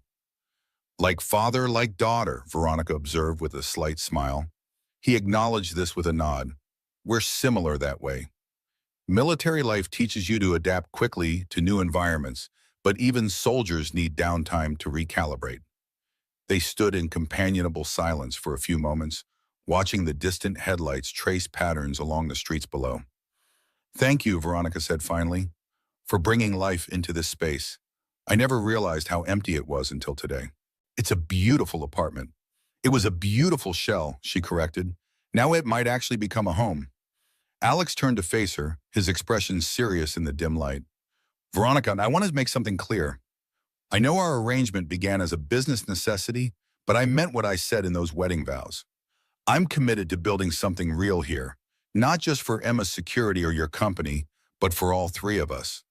The sincerity in his voice touched something deep inside her, a place that had been walled off since watching her parents' marriage disintegrate. I want that too, she admitted quietly. I just don't know if I remember how to build anything but a business. Fortunately, he said with a smile that transformed his serious face, you married an engineer who specializes in building solid foundations. For 6 weeks, their unusual family unit found a tentative rhythm. Alex integrated into Pinnacle's operations, bringing his engineering expertise to infrastructure projects while carefully avoiding any appearance of overstepping his role. Veronica adjusted to coming home at reasonable hours, participating in family dinners, and learning the complex schedule of Emma's medical care. Emma's school reported steady progress in both academics and socialization. The press coverage gradually shifted from scandal to cautious interest as Alex's military and engineering background became public knowledge. Financial analysts upgraded Pinnacle's status as the implementation of Alex's efficiency measures showed promising early results. Then came the day everything faltered. Veronica was in the middle of a crucial investor meeting when her assistant slipped into the room with an urgent note. Emma's school called. Medical emergency. Alex is in Pittsburgh at the system inspection. Emma taken to Phoenix Children's Hospital. The blood drained from Veronica's face. Without hesitation, she stood, apologized to the investors, and handed the presentation over to Margaret Sterling. Within minutes, she was in her car directing her driver to the hospital while trying to reach Alex. I'm already on a plane back. His voice came through the car's speaker, tight with controlled fear. The school says she had a seizure during PE class. It hasn't happened in over a year. I'm 5 minutes from the hospital, Veronica assured him. I'll be with her until you arrive. Veronica, his voice caught. She'll be scared. The seizures disorient her, and she wakes up confused. She needs... I know, Veronica said softly. I'll stay right with her. She won't be alone for a moment. The emergency room was organized chaos. Veronica identified herself as Emma's stepmother, relieved that the legal marriage gave her unquestioned access. A nurse led her to a curtained area where Emma lay on a bed, pale and groggy, an IV in her arm, and monitoring equipment tracking her vital signs. Emma, Veronica said gently, taking the girl's hand. It's Veronica. I'm here. Emma's eyes fluttered open, confusion clouding her normally sharp gaze. Dad, she mumbled. He's on his way, Veronica assured her. I'll stay until he gets here. Edison, Emma's concern for her service dog, even in her disoriented state, spoke volumes about their bond. The school is taking care of him. He's fine. Emma's hand tightened around Veronica's. Don't leave. I won't, Veronica promised, settling into the chair beside the bed. I'm right here.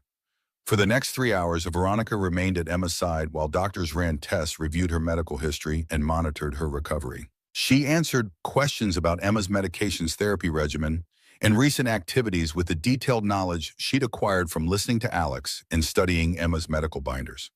When the neurologist arrived to discuss preliminary findings, Veronica found herself advocating with the fierce protection of a parent rather than the polite interest of a stepmother. Emma's been seizure-free for 14 months, she explained to the doctor. This regression coincides with significant life changes, moving to a new home, adjusting to a blended family situation. Could stress be a trigger factor? The doctor looked impressed by her insight. Absolutely. Traumatic brain injury recovery isn't linear. Stress, sleep disruption, or routine changes can definitely trigger regression. We'll do an EEG to check for any changes in brain activity, but my initial assessment suggests this is likely an adjustment response rather than deterioration of her condition. When Alex finally arrived, rushing into the emergency room with the barely controlled panic of a father who'd been too far away when his child needed him, he found Veronica sitting beside Emma's bed, reading aloud from a science magazine she'd bought in the hospital gift shop. Dad? Emma's face lit up, her earlier confusion replaced by relief. Alex embraced his daughter carefully, mindful of the IV lines, then looked at Veronica with such naked gratitude it made her throat tighten. You stayed, he said simply. Of course I stayed. Veronica replied, surprised he would think otherwise. She needed me.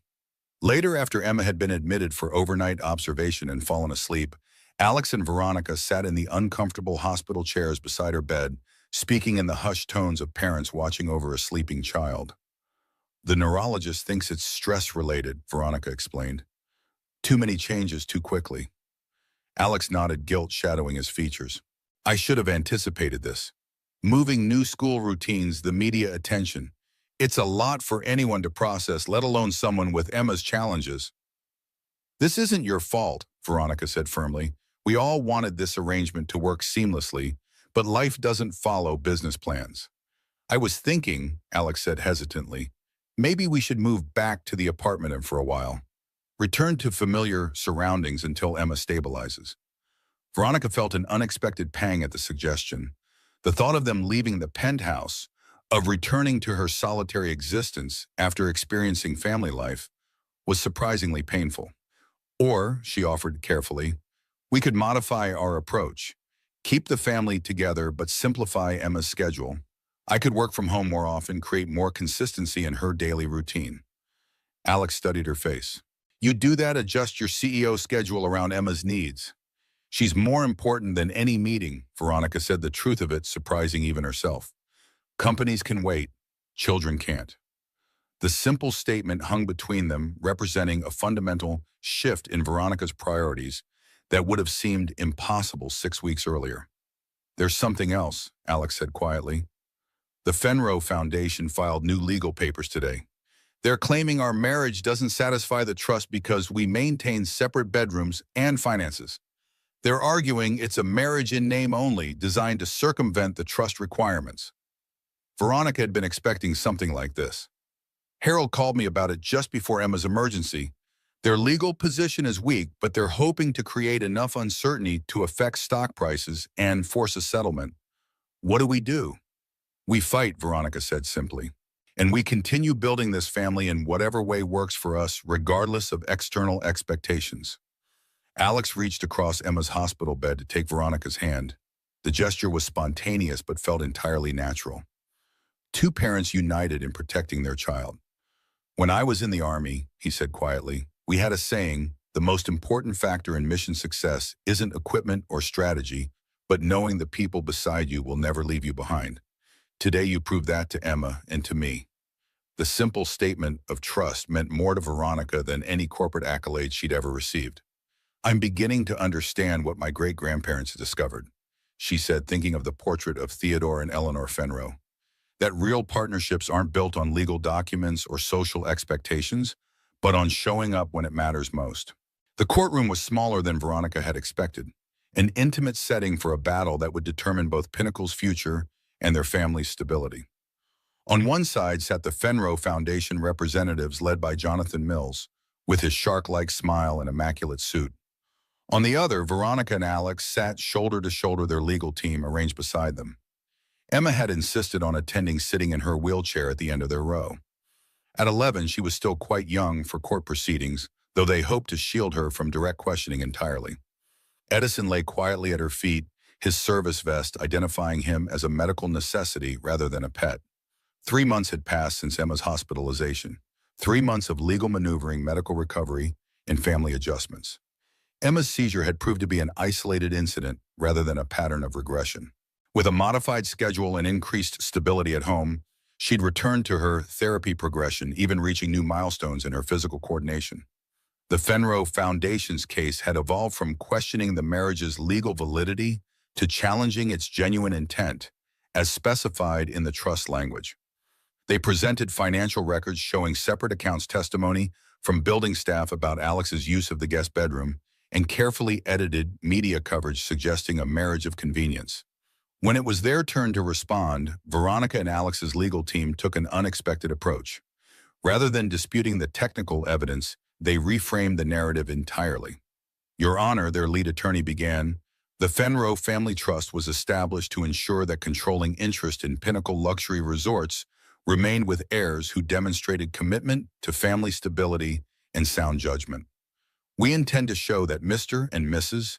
Thornwell's marriage exemplifies precisely the values Theodore Fenro sought to protect, regardless of its unconventional beginnings. What followed was not rehearsed testimony, but a series of candid accounts from people who had witnessed their developing relationship. Harold Brennan described how Alex's engineering expertise had already saved Pinnacle millions while improving guest experiences. In my 40 years with this company, I've never seen more practical innovation implemented more efficiently.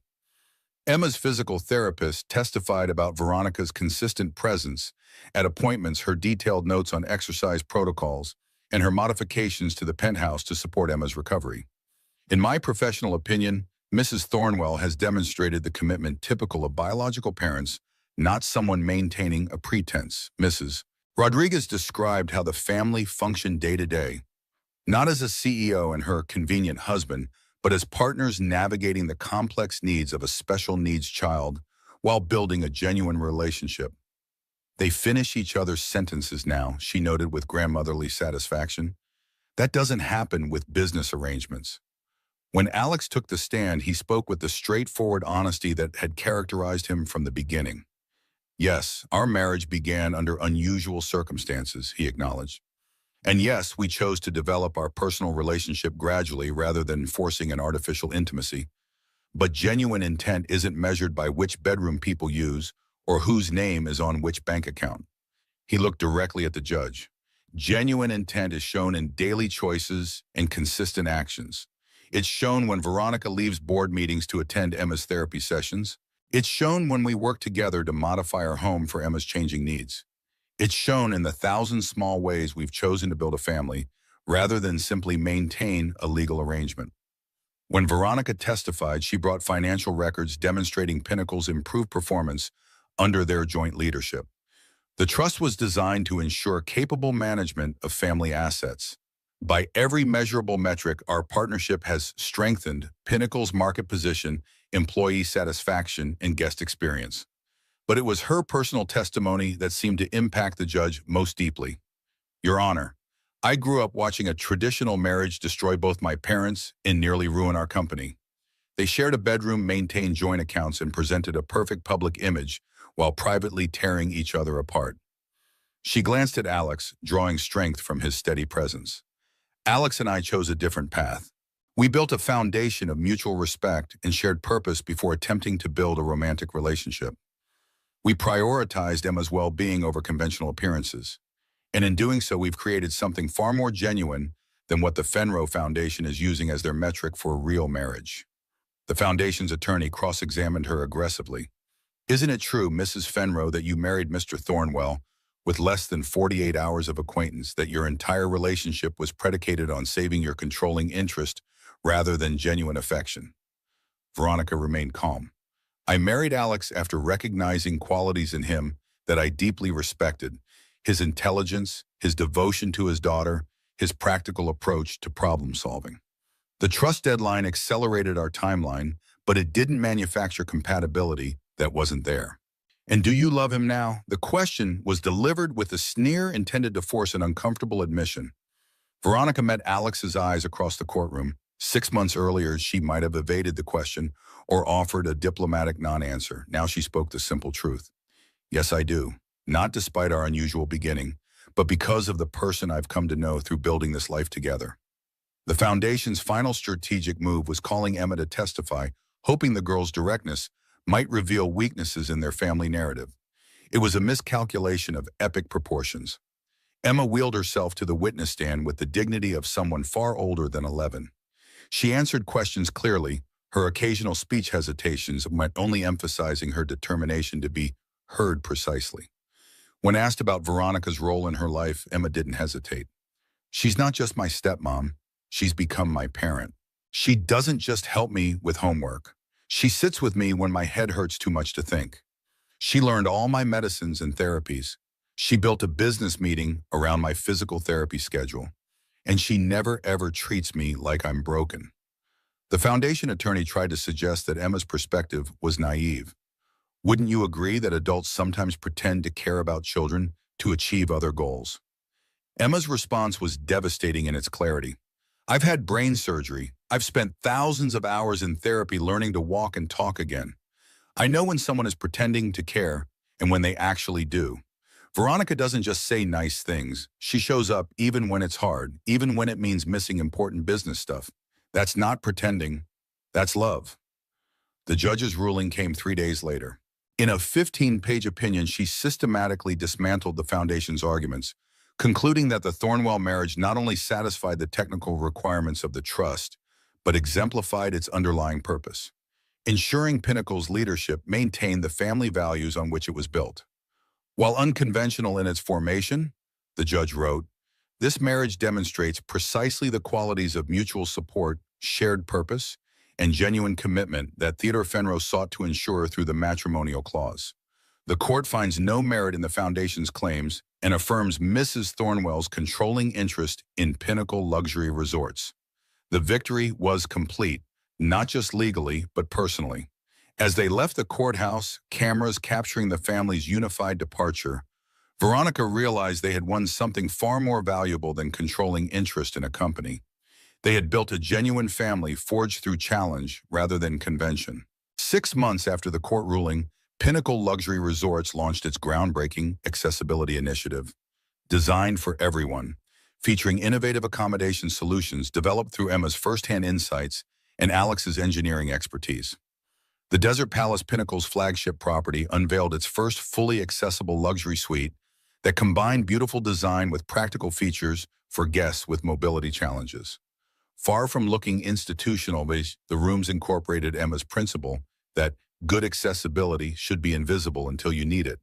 Pull-out grab bars disguised as elegant towel racks, shower benches that folded seamlessly into wall designs, counters with adjustable heights. Every feature had been tested by Emma herself, ensuring they worked in practice, not just in theory. The media coverage was overwhelmingly positive, portraying Pinnacle as an industry leader in inclusive luxury. More importantly, bookings for the accessible suites exceeded projections by over 30%, demonstrating the untapped market Emma had identified years earlier. At the formal launch event, Veronica stood at the podium in the Desert Palace's grand ballroom, looking out at assembled press industry leaders and Pinnacle executives. Alex sat in the front row, Emma beside him in her best dress, Edison at her feet with a bow tie attached to his service vest. When Pinnacle was founded a century ago, my great-grandfather believed luxury wasn't just about expensive furnishings or exclusive access. It was about making people feel valued, respected, and worthy of the best experiences life offers. She gestured to the displays showing the new suite designs. Today, we're extending that vision to guests who have traditionally been overlooked by the luxury market, not as an afterthought or obligation, but as a recognition that true hospitality means welcoming everyone with dignity and thoughtful accommodation. The applause was enthusiastic, but Veronica wasn't finished. This initiative would not exist without two people who have transformed both Pinnacle and my understanding of what truly matters. My husband, Alex, whose engineering expertise has revolutionized our operational approach, and our daughter, Emma, whose personal experience and brilliant design insights have shown us how to create spaces that work for everyone. The use of our daughter rather than my stepdaughter wasn't planned, but felt entirely natural. In the months since the court case, their family bonds had strengthened beyond legal definitions. Emma had become as much Veronica's daughter as Alex's, a transformation as significant as any corporate achievement. After the formal presentation, as guests toured the model suites, Emma led a special demonstration for a group of children from the Barrow Neurological Institute's Pediatric Rehabilitation Program. Her confidence explaining the design features to kids facing challenges similar to her own brought tears to more than a few observers' eyes. The door handles are designed for people with limited grip strength, she explained, showing how the lever mechanism required minimal pressure. And see how the light switches have both touch and voice activation. That's because different disabilities need different solutions. Alex stood beside Veronica, watching Emma with undisguised pride. She's come so far, he said quietly. Not just physically, but in her confidence. A year ago, she would have been too anxious to speak to a group this size. She's had good examples of courage, Veronica replied, slipping her hand into his, a gesture that had become natural over months of building their relationship. Her father taught her that true strength isn't about never having weaknesses, but about facing them honestly. After the event concluded, the three of them, four, including Edison, returned to the penthouse that had truly become home. The space had evolved over the months, blending Veronica's aesthetic with practical modifications that supported their family life. Photos lined the walls documenting their journey, Emma's therapy milestones, family outings, professional achievements. Most tellingly, Alex had gradually moved from the guest suite to Veronica's bedroom, a transition neither rushed nor artificially delayed, but allowed to develop as naturally as their deepening relationship. That evening, as they sat together on the balcony, watching the desert sunset paint the sky in brilliant oranges and purples, Emma worked on a new design project, sketches for a pediatric rehabilitation center she hoped to build someday. "I've been thinking," she said, looking up from her drawings, "our story would make a good book. How to Build a Family in 48 Hours or Less, an Engineer's Approach." Alex chuckled. "I'm not sure anyone would believe it. The best engineering looks impossible until someone proves it works," Emma replied with the wisdom she'd inherited from her father.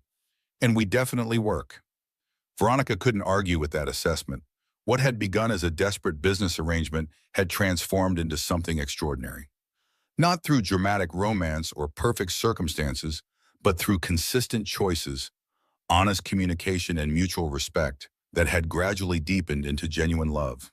"You know what else works?" she said, sharing a meaningful look with Alex. "The accessibility initiative was so successful that the board approved the veteran hiring program you proposed." Alex's eyes lit up. This project had been particularly important to him. A program to train military veterans in hotel engineering and maintenance, with accommodations for those with families and health needs similar to what he'd faced after leaving the service. They approved the full proposal, including the family support services. "Every detail," Veronica confirmed. "We start recruitment next month at Fort Campbell." Emma looked up from her sketches. "Does this mean more people like us, families who understand what it's like?" "Exactly," Alex said. "Veterans transitioning to civilian work while supporting families with special needs. People who've walked paths similar to ours." "I could help design their training," Emma suggested immediately. "Show them how to modify standard equipment for different abilities."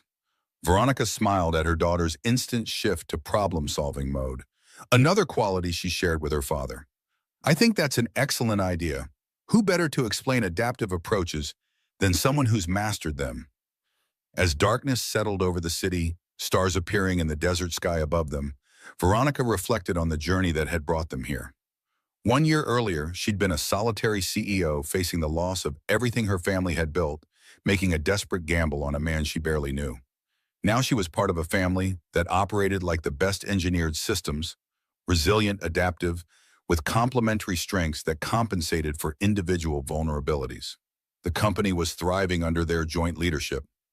Emma was flourishing with expanded support and opportunities. And she and Alex had built a partnership that combined the best of business efficiency with genuine emotional connection.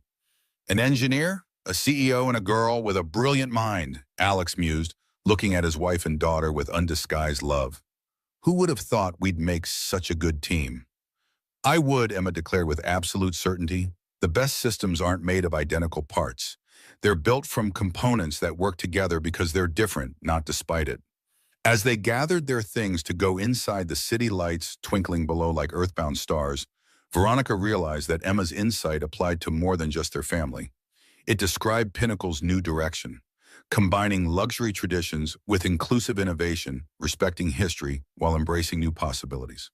The emergency wedding that had seemed so improbable had led not just to saving a company, but to transforming it into something better than it had ever been. Just as their rushed legal arrangement had grown into a family stronger than any conventional marriage could have guaranteed. What began as a crisis had become their greatest blessing, proving that sometimes the most unlikely foundations can support the most extraordinary structures.